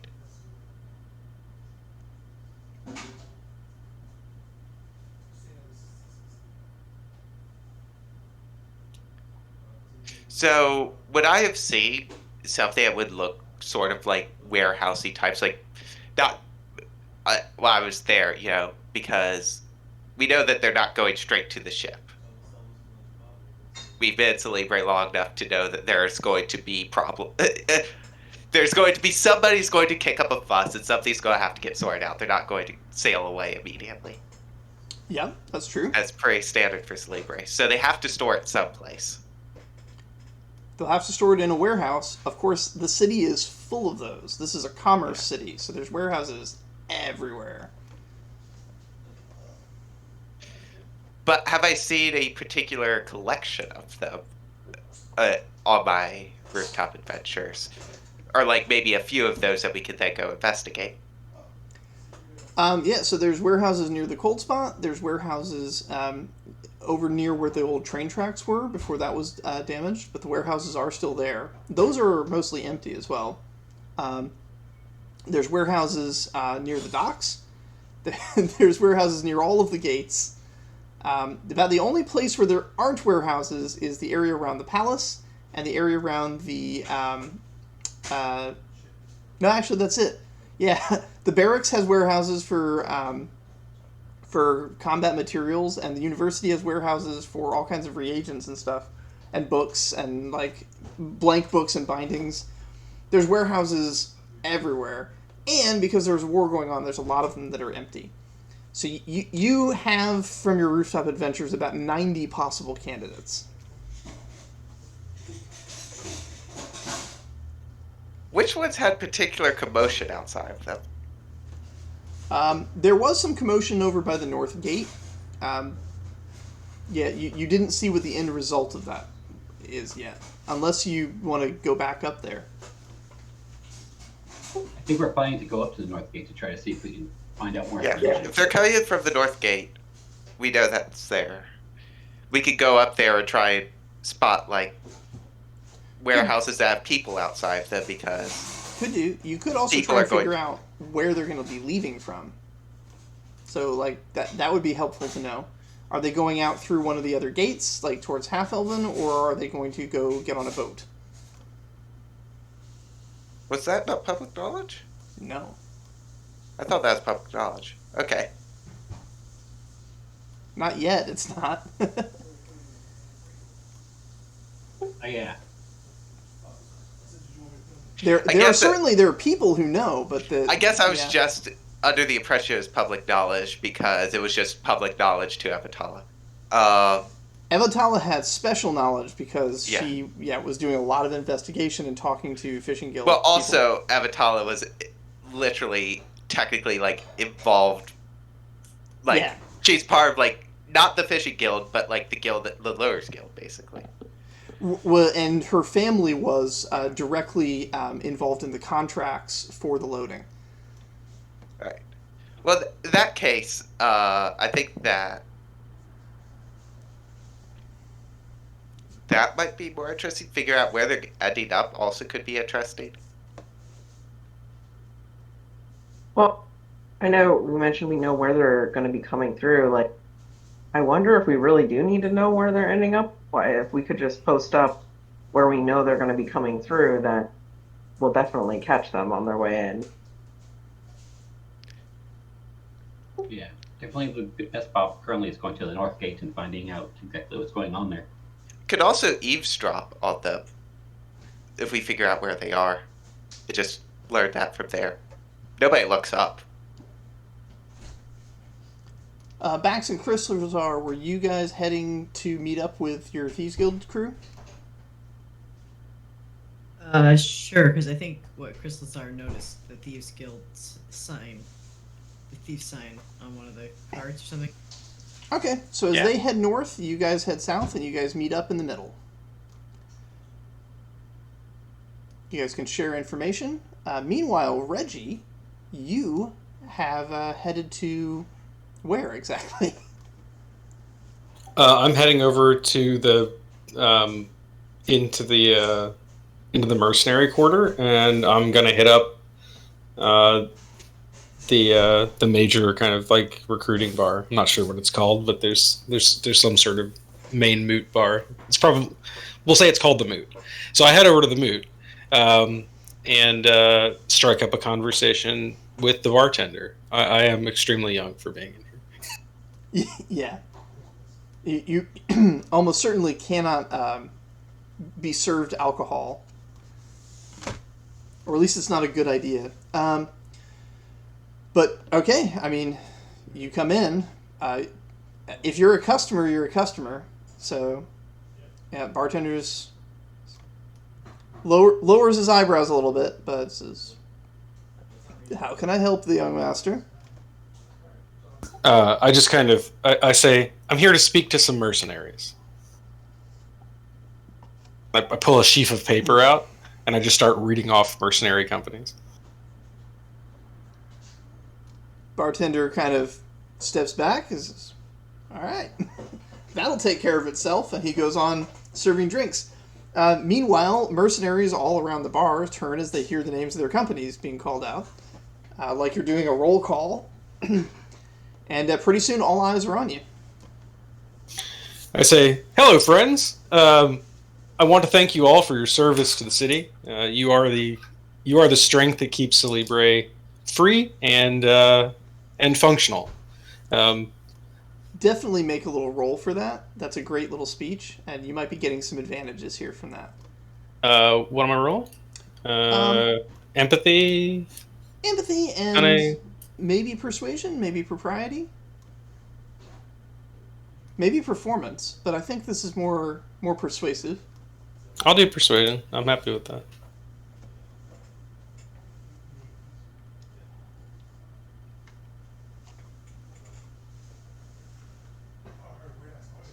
Yeah, not great, but all right. Not great, but it's a helper that's going to help you later. Okay, so there's a couple cheers as you compliment them and continue. I say, I'm not here to hire you for something. I'm not here to pay you. I'm here to make sure that you are given what you are owed by the city. I say, many of you, all of you, almost all of you, have done work for the mining cooperative. They were a strong employer of mercenary groups in the past, and they hired a lot of you to do, let's say, unsavory things at one time or another. And I kind of look around and I say, and most of you probably encountered Mordecai at some point. They're now on the throne, and they want to make sure that you get what you're owed from the cooperative. The cooperative, of course, is no longer a guild, and so you might have written those debts off. I know I did, I said. And they owe me a great deal. I say, make another persuasion roll on that. You'll earn some sympathy from that one.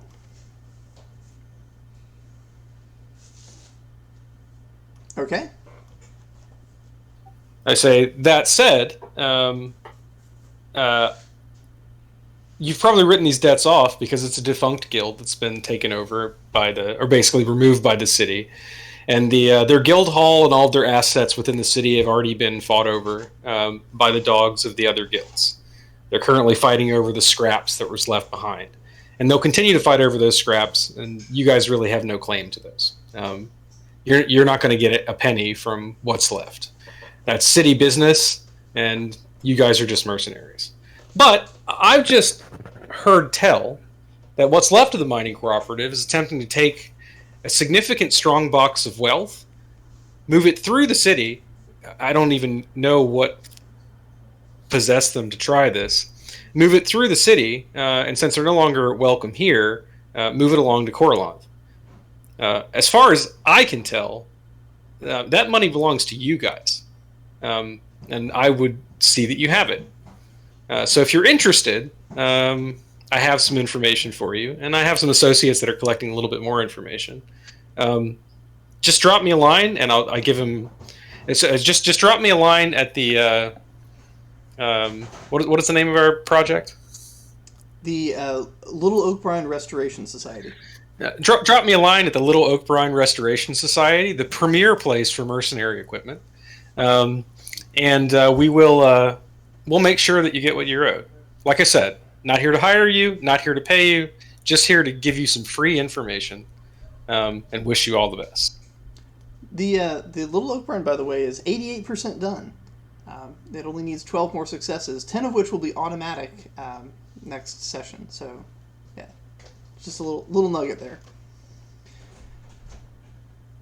All right. I put the piece of paper down on the bar and I say, by my tabulations, this is what you're actually owed. And I put it down. It's like, for each of you, this is what I've calculated. I was like, of course. I mean, you've written this off. So if I were you, I would make sure that I collect a bit of interest. Alrighty, make your final persuasion roll and give yourself a 5 bonus dice. Successes will be the number of mercenaries that show up at Little Oak Brine tomorrow to find out your plan.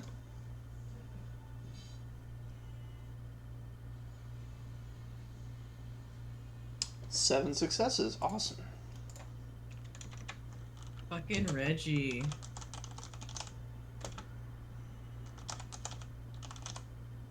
I didn't quite have enough points to get Friends, Romans, Countrymen, but it's coming. You could spend a character point to use it preeminently.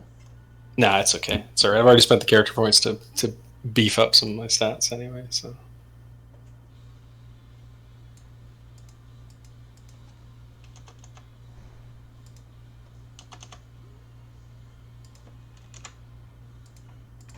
All right.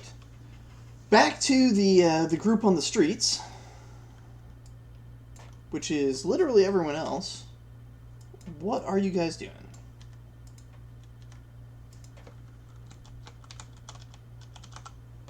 Did we like the idea of staking out the starting point, or did anyone have any other idea?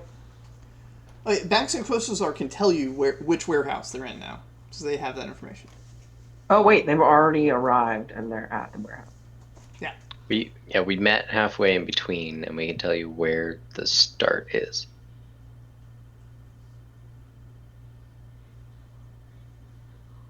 Or where they currently are. Yeah, they're currently parked somewhere, it sounds like. They're being held in a warehouse. They're not being allowed to leave. Yeah. So we know they're stuck in that area at the moment. You also know that there are some other thieves that are doing some kind of an interaction with them, but you don't know the details yet. Oh yeah, we explained the symbol. I don't know what it looked like, but Glup and Andre, you guys recognize that this is a kind of a red herring. It's a symbol that's meant to say that like the Thieves Guild will be here, but it's not done quite right. There's details of it that are off from the description. It's missing a little flourish on the side that's supposed to be there. So it's like a counterfeit logo. Or somebody that hasn't been around the city recently, like somebody that's out of the loop of recent changes in protocol. Yeah, so either an ex-Thieves Guild member or someone that's just pretending to be a Thieves Guild member. either way, it wasn't actually marked.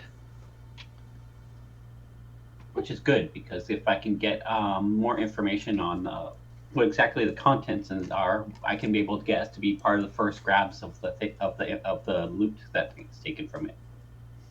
That's right. So I need to get into that warehouse then. So everything was enclosed, right? Every separate piece of the caravan was enclosed, so we couldn't see inside anything. Correct. And then they took that into a warehouse, which is itself enclosed, although there are windows on the roof. But the doors to the warehouse have been sealed, and there's guards on both sides. Crimson Guard preventing them from getting out, and Mining Cooperative Guard preventing anyone from getting in.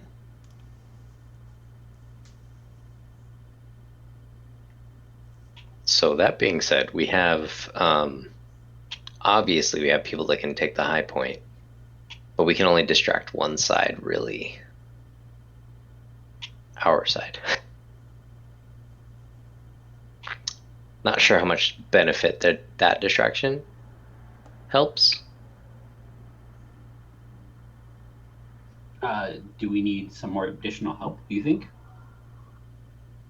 Well, I'd say we could distract the Crimson Guards, but we can't really distract the inside.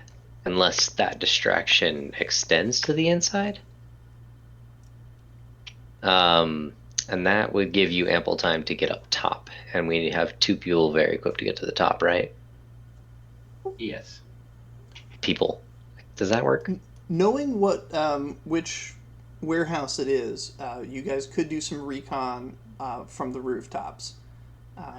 Like I said, there's windows on the roof up there, and you do have somebody very adept at that.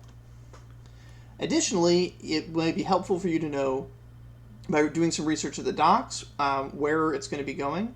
And there's that other kind of feature that there's apparently some out-of-town thieves that are visiting and making a play at this. And learning about them might be useful as well.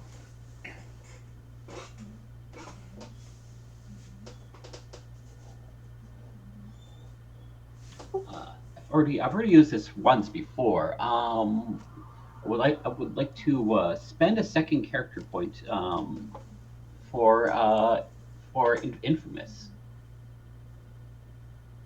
Okay, go ahead.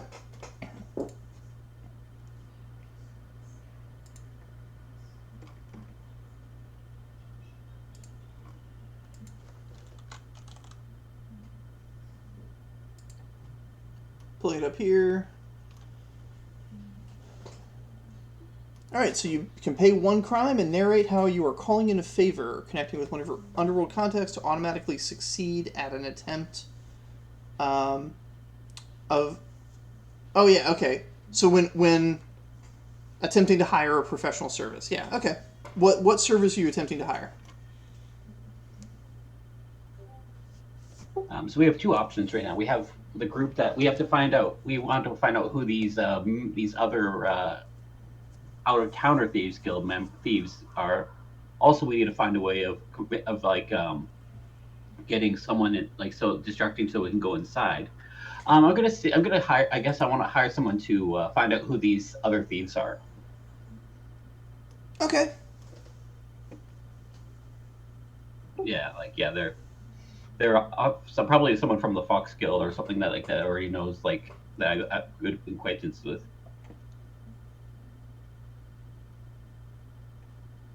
All right, go ahead and narrate your who it is that you're calling upon and what you're asking him to do.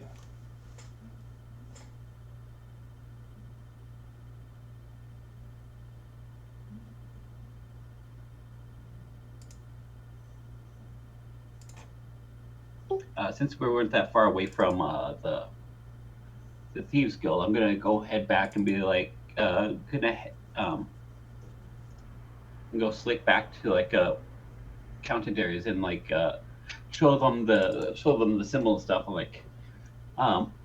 You're good with counterfeit stuff. Apparently, there's some kind of thieves in the city that are using this counterfeit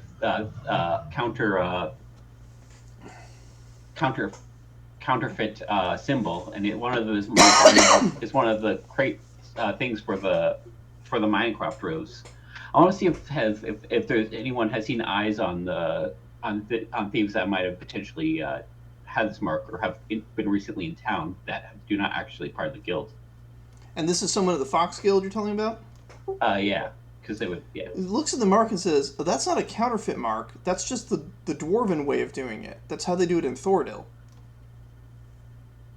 You're looking at probably an expert operative of Thoradil's intelligence services if they're using that mark. Who do you think I could talk to be able to find more information about this operative?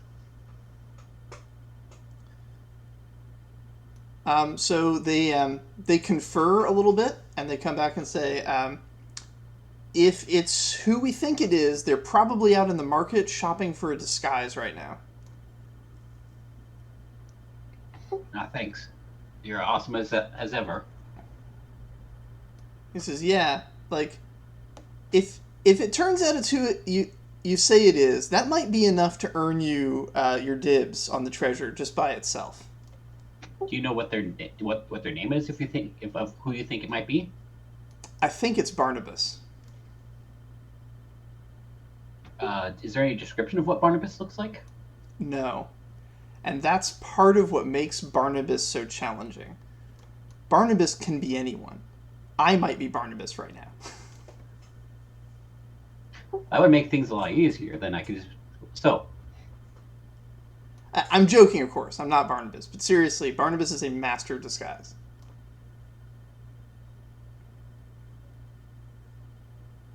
I see.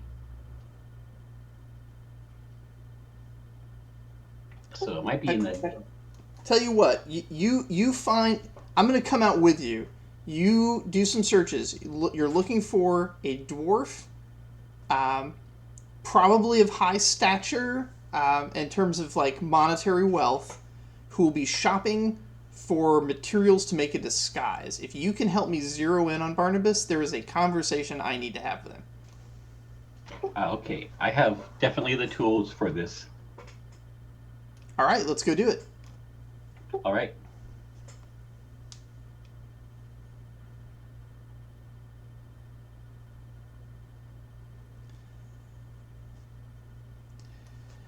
Now, we already know that this succeeds. So really the question is, does it succeed because of you, or does this person find Barnabas on their own? So if you want credit for this find, you're going to have to up your people watching game here. So this is going to be investigation and perception. Or I will allow exploration plus perception.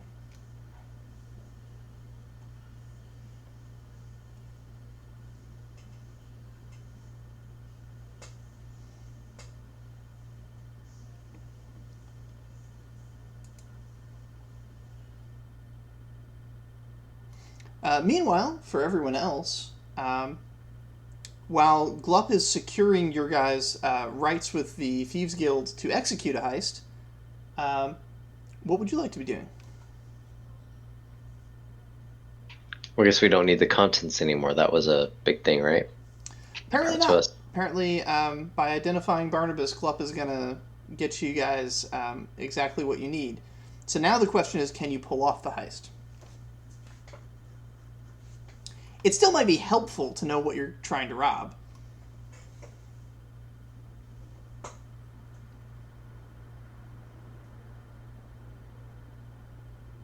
mean, anything, right? Do we still need to know the? We know the destination's the docks. That is one possible destination. That is the Yeah. most likely destination, since what you've heard is that they're trying to go to Corlanth. But it is also possible they'll go out the east gate and head south on the road to Half-Elven. The only way to find out for sure would be to go talk to whoever's going to be loading the boat, if it's going to be a boat. But if we don't need Araxi to go up into the sky like spy on the contents, Araxi's best place would be at the docks where Araxi knows people.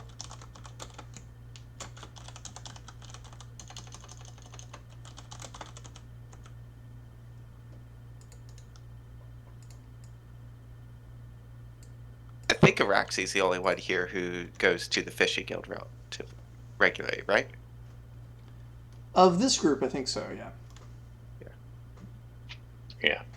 And if we've lost Glup and Araxi, I think we've lost our ability to check on the warehouse. But do we? I thought we don't need the contents, do we? You don't need it, no.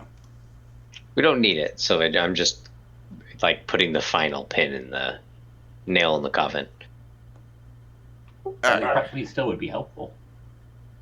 Which it would be more helpful, figuring out where it's leaving or Which car figuring to out the hit? contents. Yeah, I think that when it comes out, how many cars were there? We counted. We should know. It's like 7. 7. So like we don't know which ones to go after. That is true.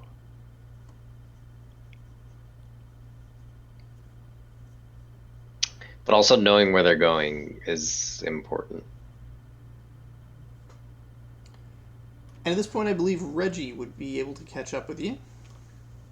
I am but one frog. Hello.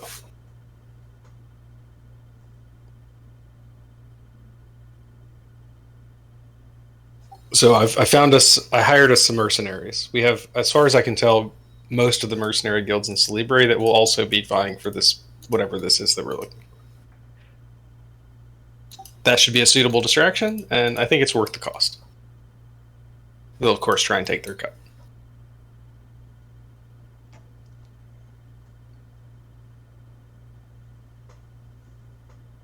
But I need some solid information to give them. They're all going to show up to the restoration project and hopefully buy a bunch of stuff. So the more we know about where this thing is, the better it'll be.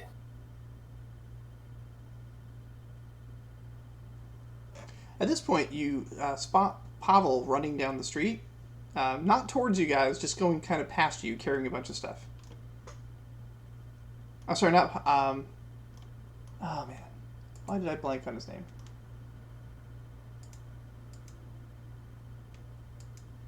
The store owner.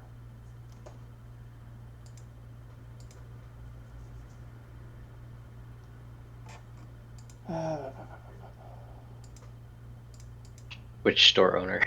Pinkle? Pinkle? Pinkle, that's Pinkle? what it. Pinkle. Yeah, Pinkle. Yes, Pinkle runs past carrying a bunch of equipment. He spots you guys on his way by and just says, "Customers, we've got customers," and runs on past.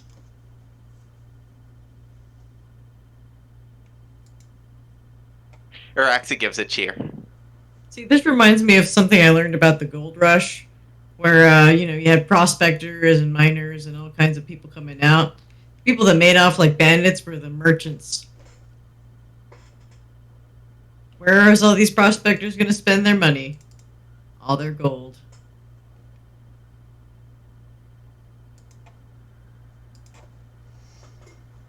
It seems like, Reggie, some of your mercenaries might be showing up early. That's totally fine. I haven't promised them information until tomorrow, so. Good to hear that they're eager, though.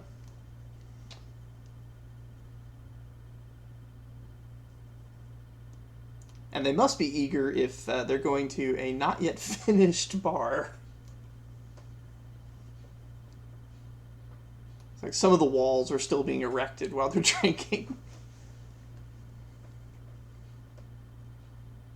It's part of the theme. It's part of the. It's open. It's an open concept mercenary bar.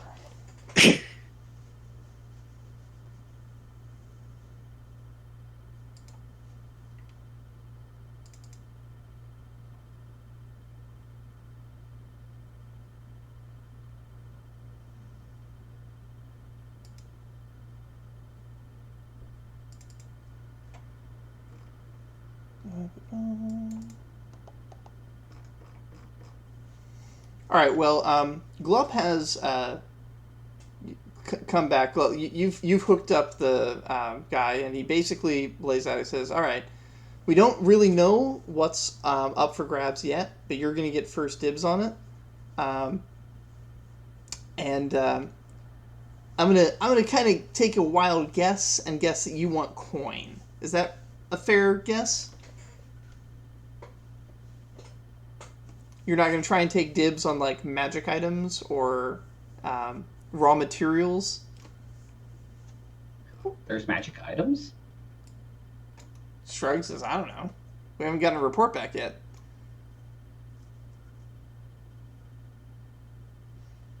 Well, that does sound like...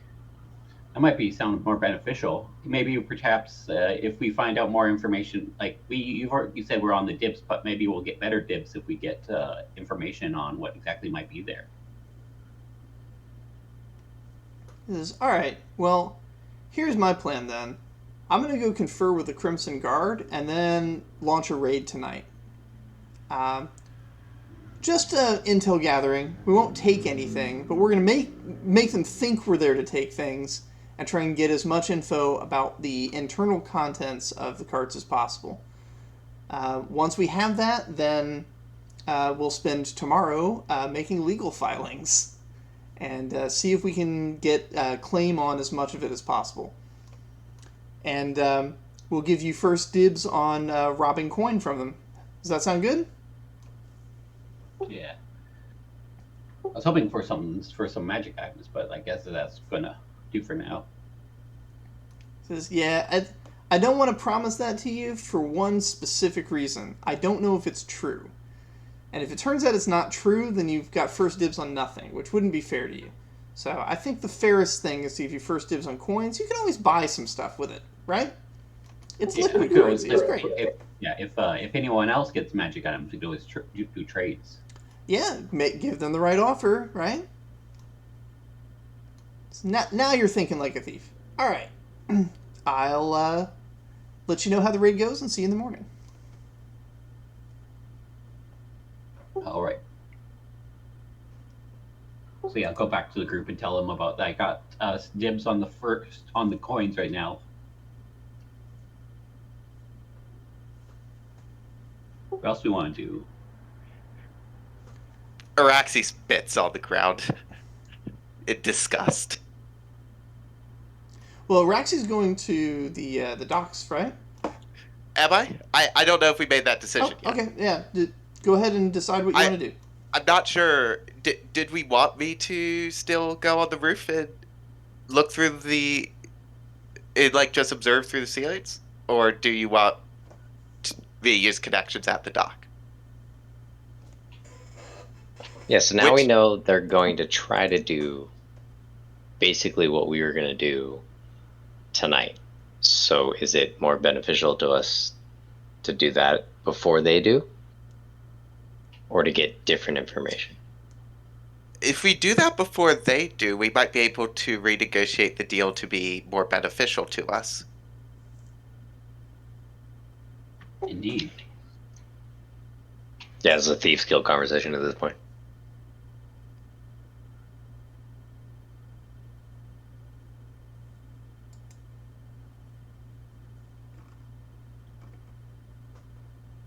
Alternatively, again, we can plan to make sure that the heist goes better by knowing exactly what route they're going to take and stuff. If these both feel like equally good options, I'm just not sure which one we want to do. Well, I'm better at the sneaking thing, so if I go into the building myself, I can probably do a bit better. But like, Glup can probably do recon on the roof as well as Araxi, but is not going to have the as much access to sailor talking, I think. But I don't know. Alright, so It really depends. The dice may roll differently. let's have Glup go to the roof and I'll go to the docks then. Alrighty. At the docks, go ahead and make a connections roll. And Glup, I would like you to make an acrobatics plus agility roll for your climbing. Take all of your pips for climbing because this is definitely a climbing thing.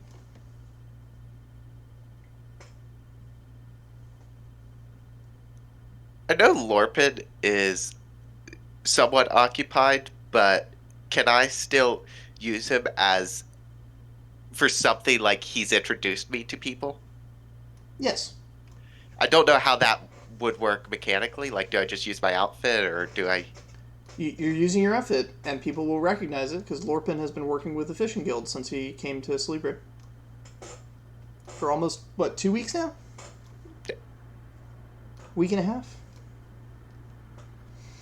Excellent roll, Tice. So you're going to take those 3. Those are going to be pips for your stealth roll as you try to avoid being noticed on the roof. all right, and I'll spend 2 more stamina. And this reminder, this is my fifth ancestry. Oh, what's your 5th ancestry? Gift of Blizzard. This is the one I used already for Nice. All right. to help find Barnabas. So 3 plus 5, that's 8 pips. That's the active camouflage one, right? Yeah, and you basically are visible if you're standing still. Still gives pips when you're moving. Works really well until you need to move, though. Yeah. Well, you don't have to roll anything if you're not moving, but if you're moving, you still get the quality 5 pips. At least that's how I read it. Yeah, I was just flashing back to it not working for Vale because he needed to run. Okay, you remain hidden, and now you're going to make your perception plus investigation check to look through the windows and find useful information in what you see.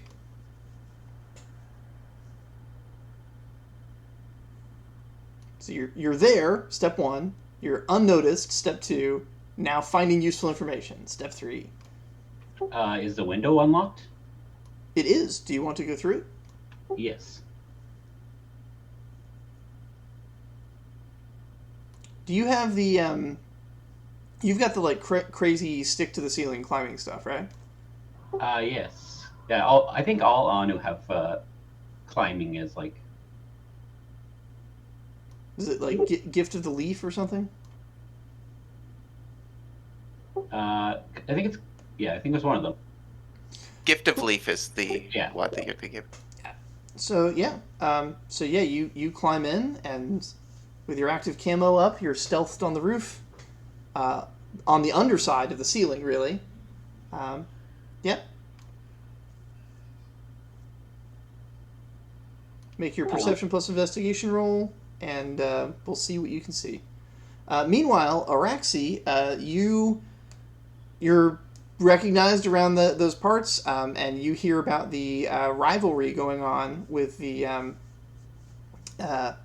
It's sort of an escalation of the rivalry between the Teamsters and the Fishing Guild. But from what you can hear, the Fishing Guild is winning out. There's some kind of a crazy character has come into the Fishing Guild and gotten everybody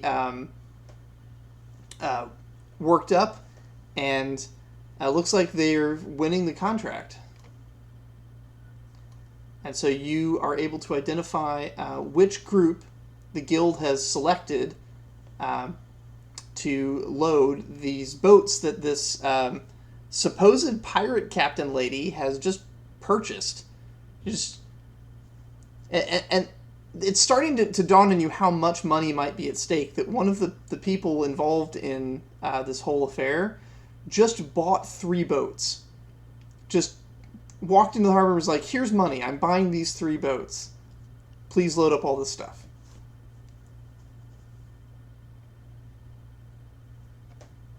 We are in way over our heads. Can I identify the boats? Yes. Alright. You've identified all 3. You know which dock they're going to be at, so you can bring that information back to the team. Yep. I'll bring it back.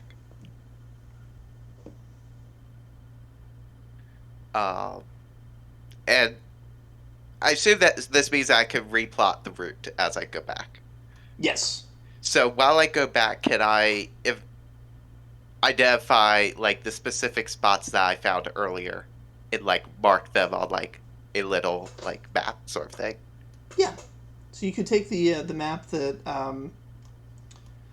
that Andre found in the records, and now you can draw a little line through it of like, okay, since this is the starting point, that's the ending point, and they're going to want to avoid being robbed, they're almost certainly taking this route.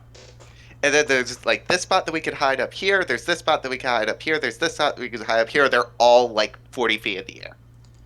And there's some very interesting spots where from the air you could throw down a darkness globe, which you can buy from the Applied Thaumaturgy Guild, and you would be able to see where you're landing, whereas people on the ground would not.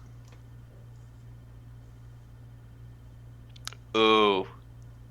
Oh. Because the carriages are tall, so you'd see the tops of the carriages above the surface of the darkness globe, and you could land on them with precision, whereas everyone on the ground would just be completely black, no vision. Okay. I have ideas. I might need somebody who's a little more persuasive for my ideas, but I have ideas.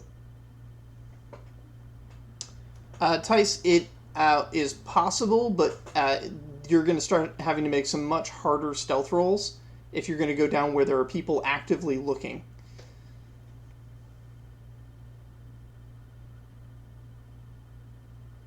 In any case, you need to make that roll for what you see before you try it. So make your investigation roll.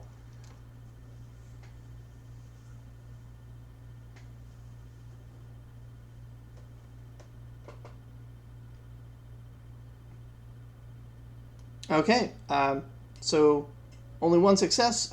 You can see that for some reason they are taking treasure chests from out of the carts and mounting them on the front and rear of the carts out in the open where they'd be unsecured.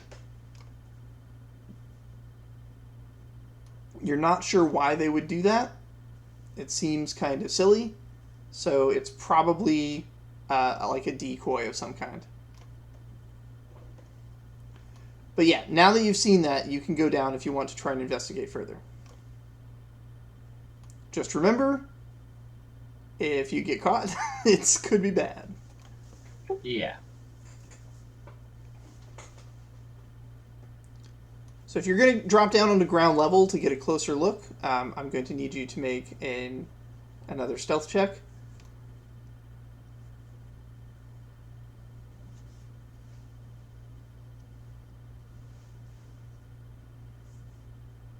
I'm guessing that's with not the pips the percent pips anymore.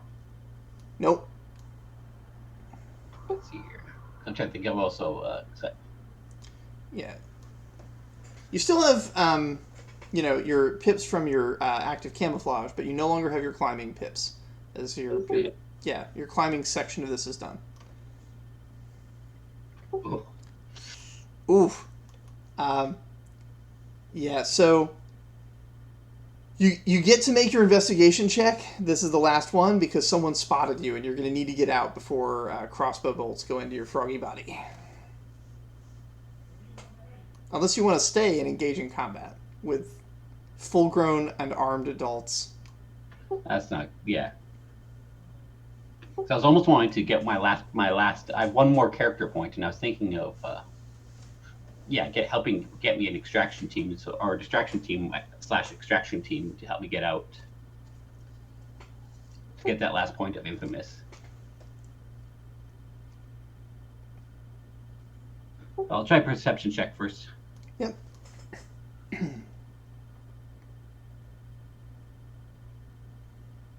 Okay, so before you get caught, you see something really weird. Like, really weird. So, the chests, you figured at first, this has got to be decoys, right? The real stuff is going to be inside the carriage. It's ridiculous to put these on the front. You see them loading gold coins, like actual gold coins, into bags and pouring those bags into the chests. The chests were empty, and they are filling them with gold coins. This doesn't make any strategic sense to you, and immediately somebody sees you and says, "What? Who's there? Show yourself!" And then there's a crossbow bolt thudding into the wall behind you, and you need to get out. Yeah, I guess I'll jump onto the wall and climb as fast as I can. As you leave through the window, you can hear a lot of commotion. It sounds like you were not the only one there. You hear calls like, "The Thieves Guild is attacking!" And sounds of a scuffle ensue.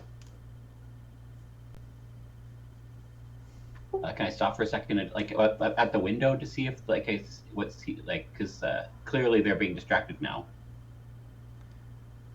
Distracted is not necessarily the right word for it. They are actively alerted to the presence of thieves in their midst. So they're looking for you as much as they're looking at the thieves that have come in. But the Thieves Guild has begun a raid on the place. Just as they said they would. Okay, I guess they came a little bit early. Yeah, you came a little bit early, and you found an interesting tidbit of information, which is that the for some reason the fakes, the distraction chests, are not distractions. There really is gold in there. All right. The decoys are not decoys. Yeah, I guess I'll come back to the group and tell them that the decoys are not the decoys. For some reason, they're just shoving a bunch of gold into chests.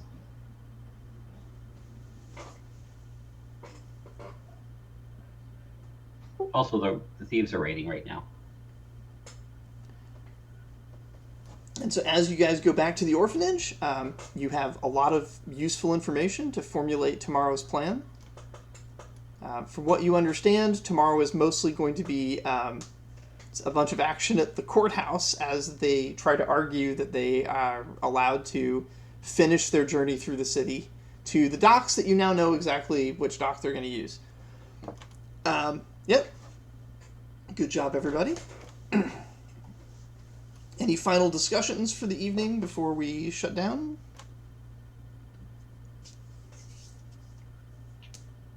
If we need anything from Applied Thaumaturgy, that's where Kofric was working today. So, Well, my idea was to go there in the guise of getting Wampy's schoolwork. and then in there be like, oh yeah, they mentioned they were working on one of those balls of darkness that they were trying to get, and try and get it that way without having to actually buy it. That is not a bad plan.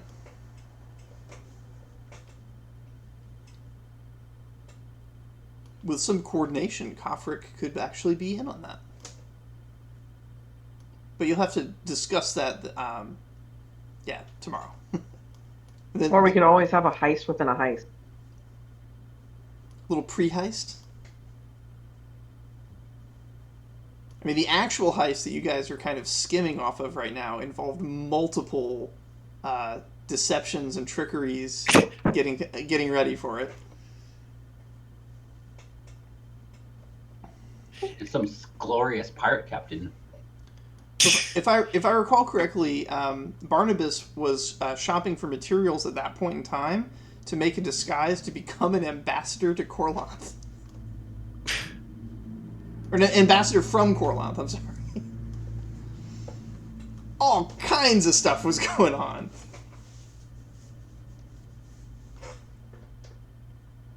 And now we know how Barnabas was identified.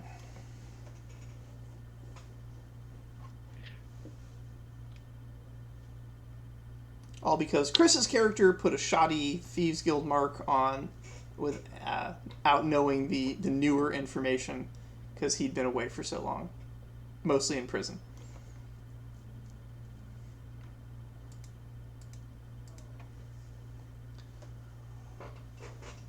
I was just trying to track this. You got me looking at Draven's character sheet. Do you remember what the Staff of Life was? From inside the cart? No, I mean just of weird story connection things. Draven, the bard that came back. Oh yeah. He had something called the Staff of Life. I don't remember what that is. I was trying to dig into what it was. It was a spear. It looked like a staff, but the leaves on the end of the staff were sharp enough to stab things, and it was empowered with biokinetic energy. It had been used to imprison the Necrokinetics guild master, and she was rescued when you guys pulled it out of her. I say rescued, I mean, she was dead, but she's also a powerful necrokinetic, so it was kind of...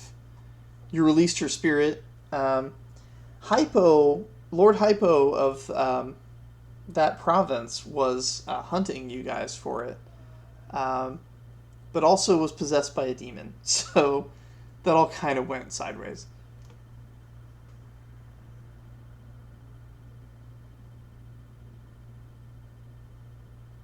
But yeah, that is a powerful artifact. Got it. I couldn't remember what it was. I was kind of poking at it as a reason why they survived as long as they did. So when Lord Hypo traveled abroad, he encountered the biokinetics in Celebre, in fact, and managed to convince them to make that weapon for him because he was intensely afraid and paranoid of the necrokinetics that are sort of everywhere within the Empire. And so returning home with that weapon, he then turned it against a companion that had previously been one of his adventuring companions, but his paranoia and possibly the demonic influence of that psyker demon drove him to kill her with it and imprison her spirit at the basement of that hospital.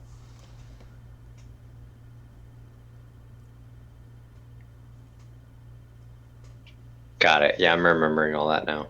Oh yeah, that hospital was fun.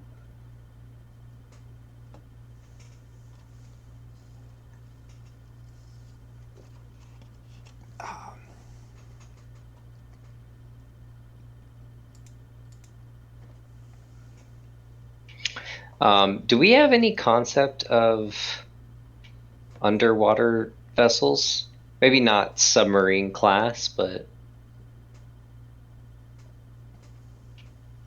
like boats that can somewhat do underwater stuff? Is that a thing on Talus? That's just a general question. The elves have that sort of thing. And Anu have, you wouldn't necessarily think of them as like boats because the Anu can breathe underwater, but they have things that don't rise or sink that they can attach like cargo to and haul along. It's more like a cart, really, but it's an underwater version of it. You also do have a character that could invent it. Yeah. Well, that's what I was kind of wondering is I'm in my little club thing, and if I could dedicate time knowing that people were stuck underwater for a prolonged period of time, if it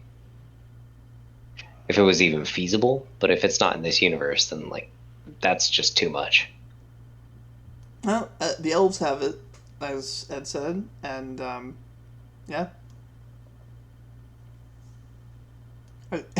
And multiple adventurers have rigged stuff together that functioned like that, using mixes of alchemy, water-breathing potions, and all kinds of other nonsense. So, yeah.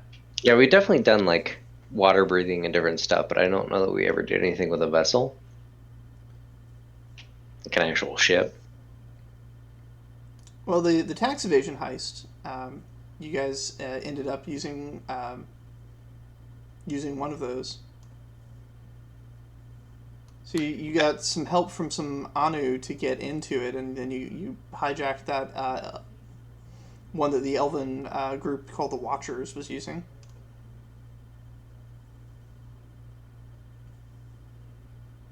The whole final battle against the new head, or the temporarily new head of the mining cooperative, happened underwater. Not like underwater, but in an underwater base that was only accessible by submarine.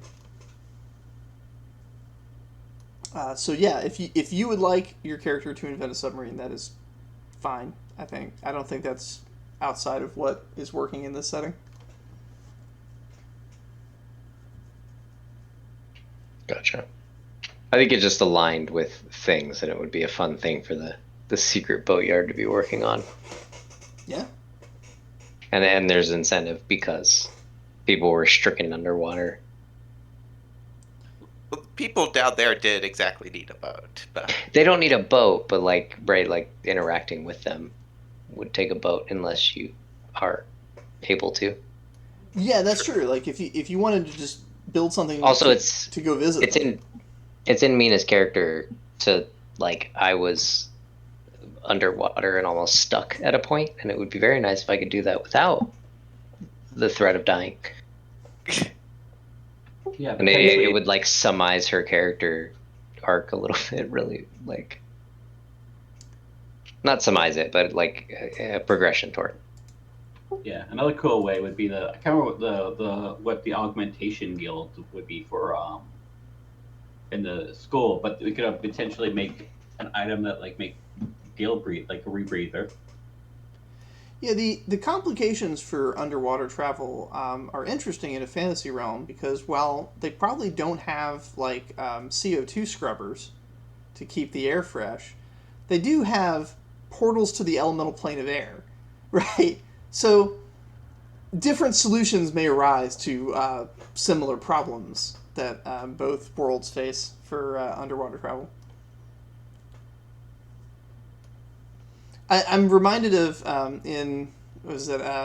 the third season of Avatar: The Last Airbender, when they basically use the elemental bending to invent a submarine, and it doesn't it does what a normal submarine does, but the internal functions of it were completely different because it was waterbenders pushing the water around, not propellers pushing it. So the shape of it all was different. It was I like that. That was cool world building.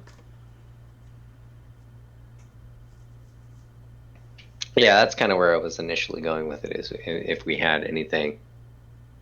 But anything can be invented. Yep. I mean, Azafood made tanks.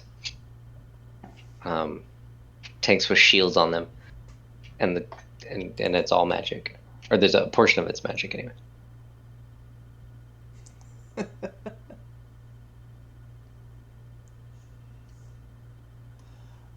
So one little final thing I have. Oh, did everyone figure out what their other characters were doing during all this? I was thinking, what would have been known that the grind was basically near completion. It should be, yeah. All right. They were at starting with today. They were at 88 out of 100. In that case, I think I'll swap Nest to help you with that so that they could fish. I'm assuming this is not adding a risk of contracting Cinder now because It is that's not, all done. no. All the cleanup is done. It's just putting the things together. All right. Okay, and you were saying something like we had to be able to justify how we were able to get our homework for characters that were not on the adventure today. Is that correct? Yes, if a If that's character the is not on an case- adventure today, then as long as they can get their homework in some way, they can earn their experience point. I don't know how I'm going to justify that for Trumpy or Leica, to be quite honest with you. I'm going to say they spend the time helping at Little Oak Brine to help finish up. Like they're going to rally together for the last of it. I thought it was only the characters that got Cinder that had to justify. The Correct. rest of it. Only the ones that have Cinder. That's it. Oh, I see. Interesting. Because they're stuck in the hospital, right? I see. Oh, I see. So in that Wampy case- is basically going to be dependent on how that scene with Araxi plays out.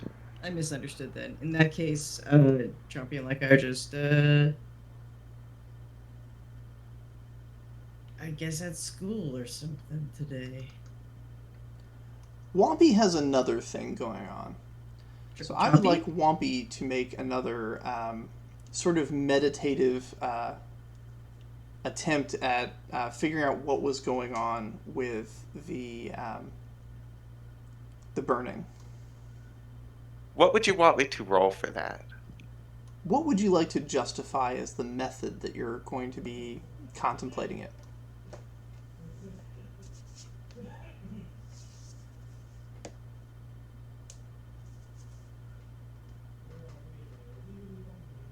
Well, we've already got the books route, and that didn't work.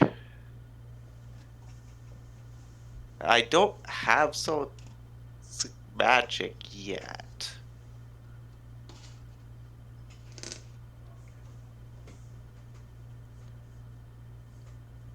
With magic, you could ask the spirits. You could try and just puzzle it out with. I do your have cunning. druidic. There's a real part of me is coming up with a solution that might be able to use performance here. It's just, do I want to spend the character point on that for Wampy? Because I could develop that talent. It's very apt for Wampy. That's the talent where, like, you fake it till you make it, basically. Yeah. It's the one I created for talent. It's also apt for Wampy. It's something Wampy might do. But I'm not sure I want to spend character point on that because I had plans for that.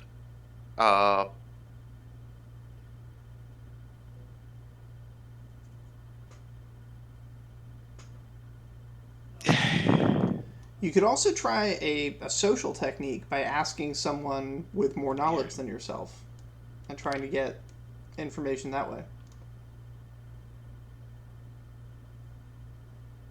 You are in a facility that has a lot of people that know about Alright, there's Cinder. people here. I'm just imagining Wampy in a dark room alone. Only if Wampy wants to be in a dark room alone, but it's a hospital. Right. So I want Wampy to do two things. Basically, throughout the recent adventures, Wampy's met a lot of very powerful, very important people who know Wampy by name now. Want Wampy to basically be mailing out letters, essentially, requesting them to share their knowledge about this thing, or to introduce Wampy to somebody who has knowledge. Okay.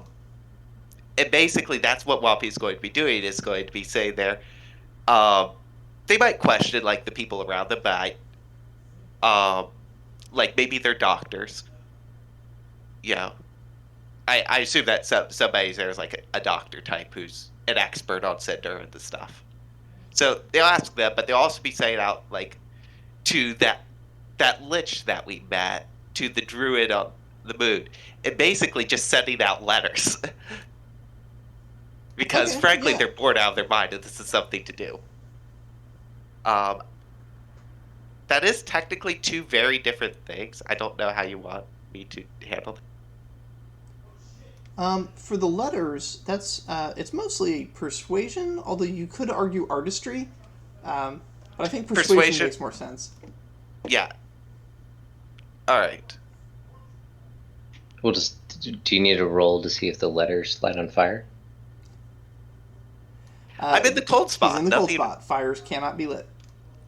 Which is why you have to be in a hospital, is they have to keep you warm. Yeah. Okay. Cutting, I think, would be the most apt here. Yeah. I don't have anything that gives me a bonus or anything. No. Unless I can figure out how to write with a hammer.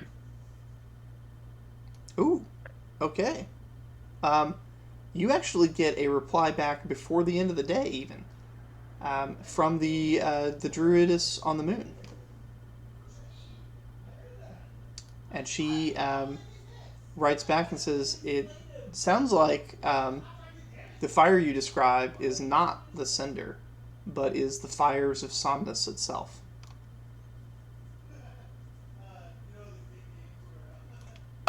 Her explanation goes a little more detailed. She took the time to sort of explain that spirits, when they're small, they look like animals or some kind of little glowing thing you can see. But as they get bigger, more important things. Instead of the spirit of the mountain, it's the spirit of the mountain range, or the spirit of all mountains.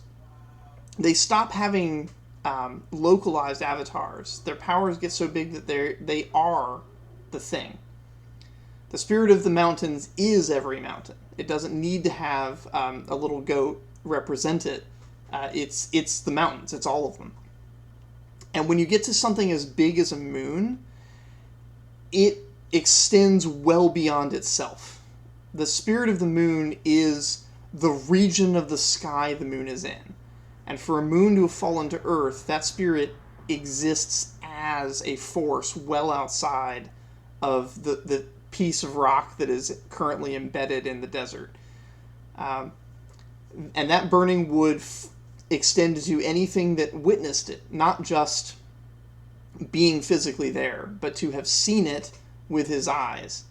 The fires of the moon spirit would have traveled through the spells, through the perceptions, to burn him there in the classroom, without any need for it to be other than it is. Somnus is fire and stealth. It is destruction and hiding. That is its element. That is what it is, and it is always represented nature's ultimate denial of civilization through destruction and entropy.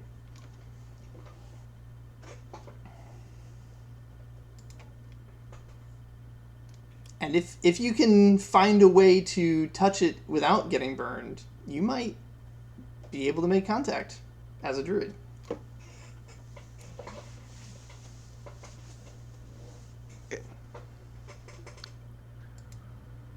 Yeah, I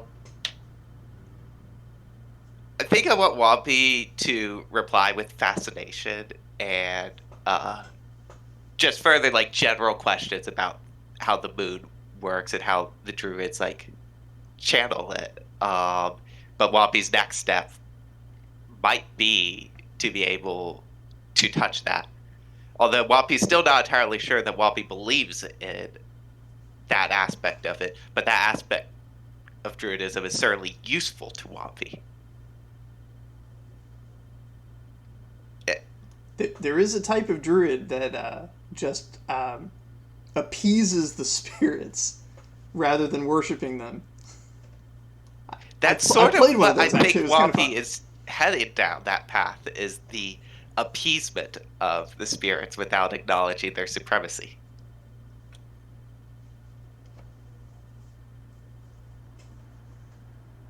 And that might extend to touching on several different forms of druidism, maybe even.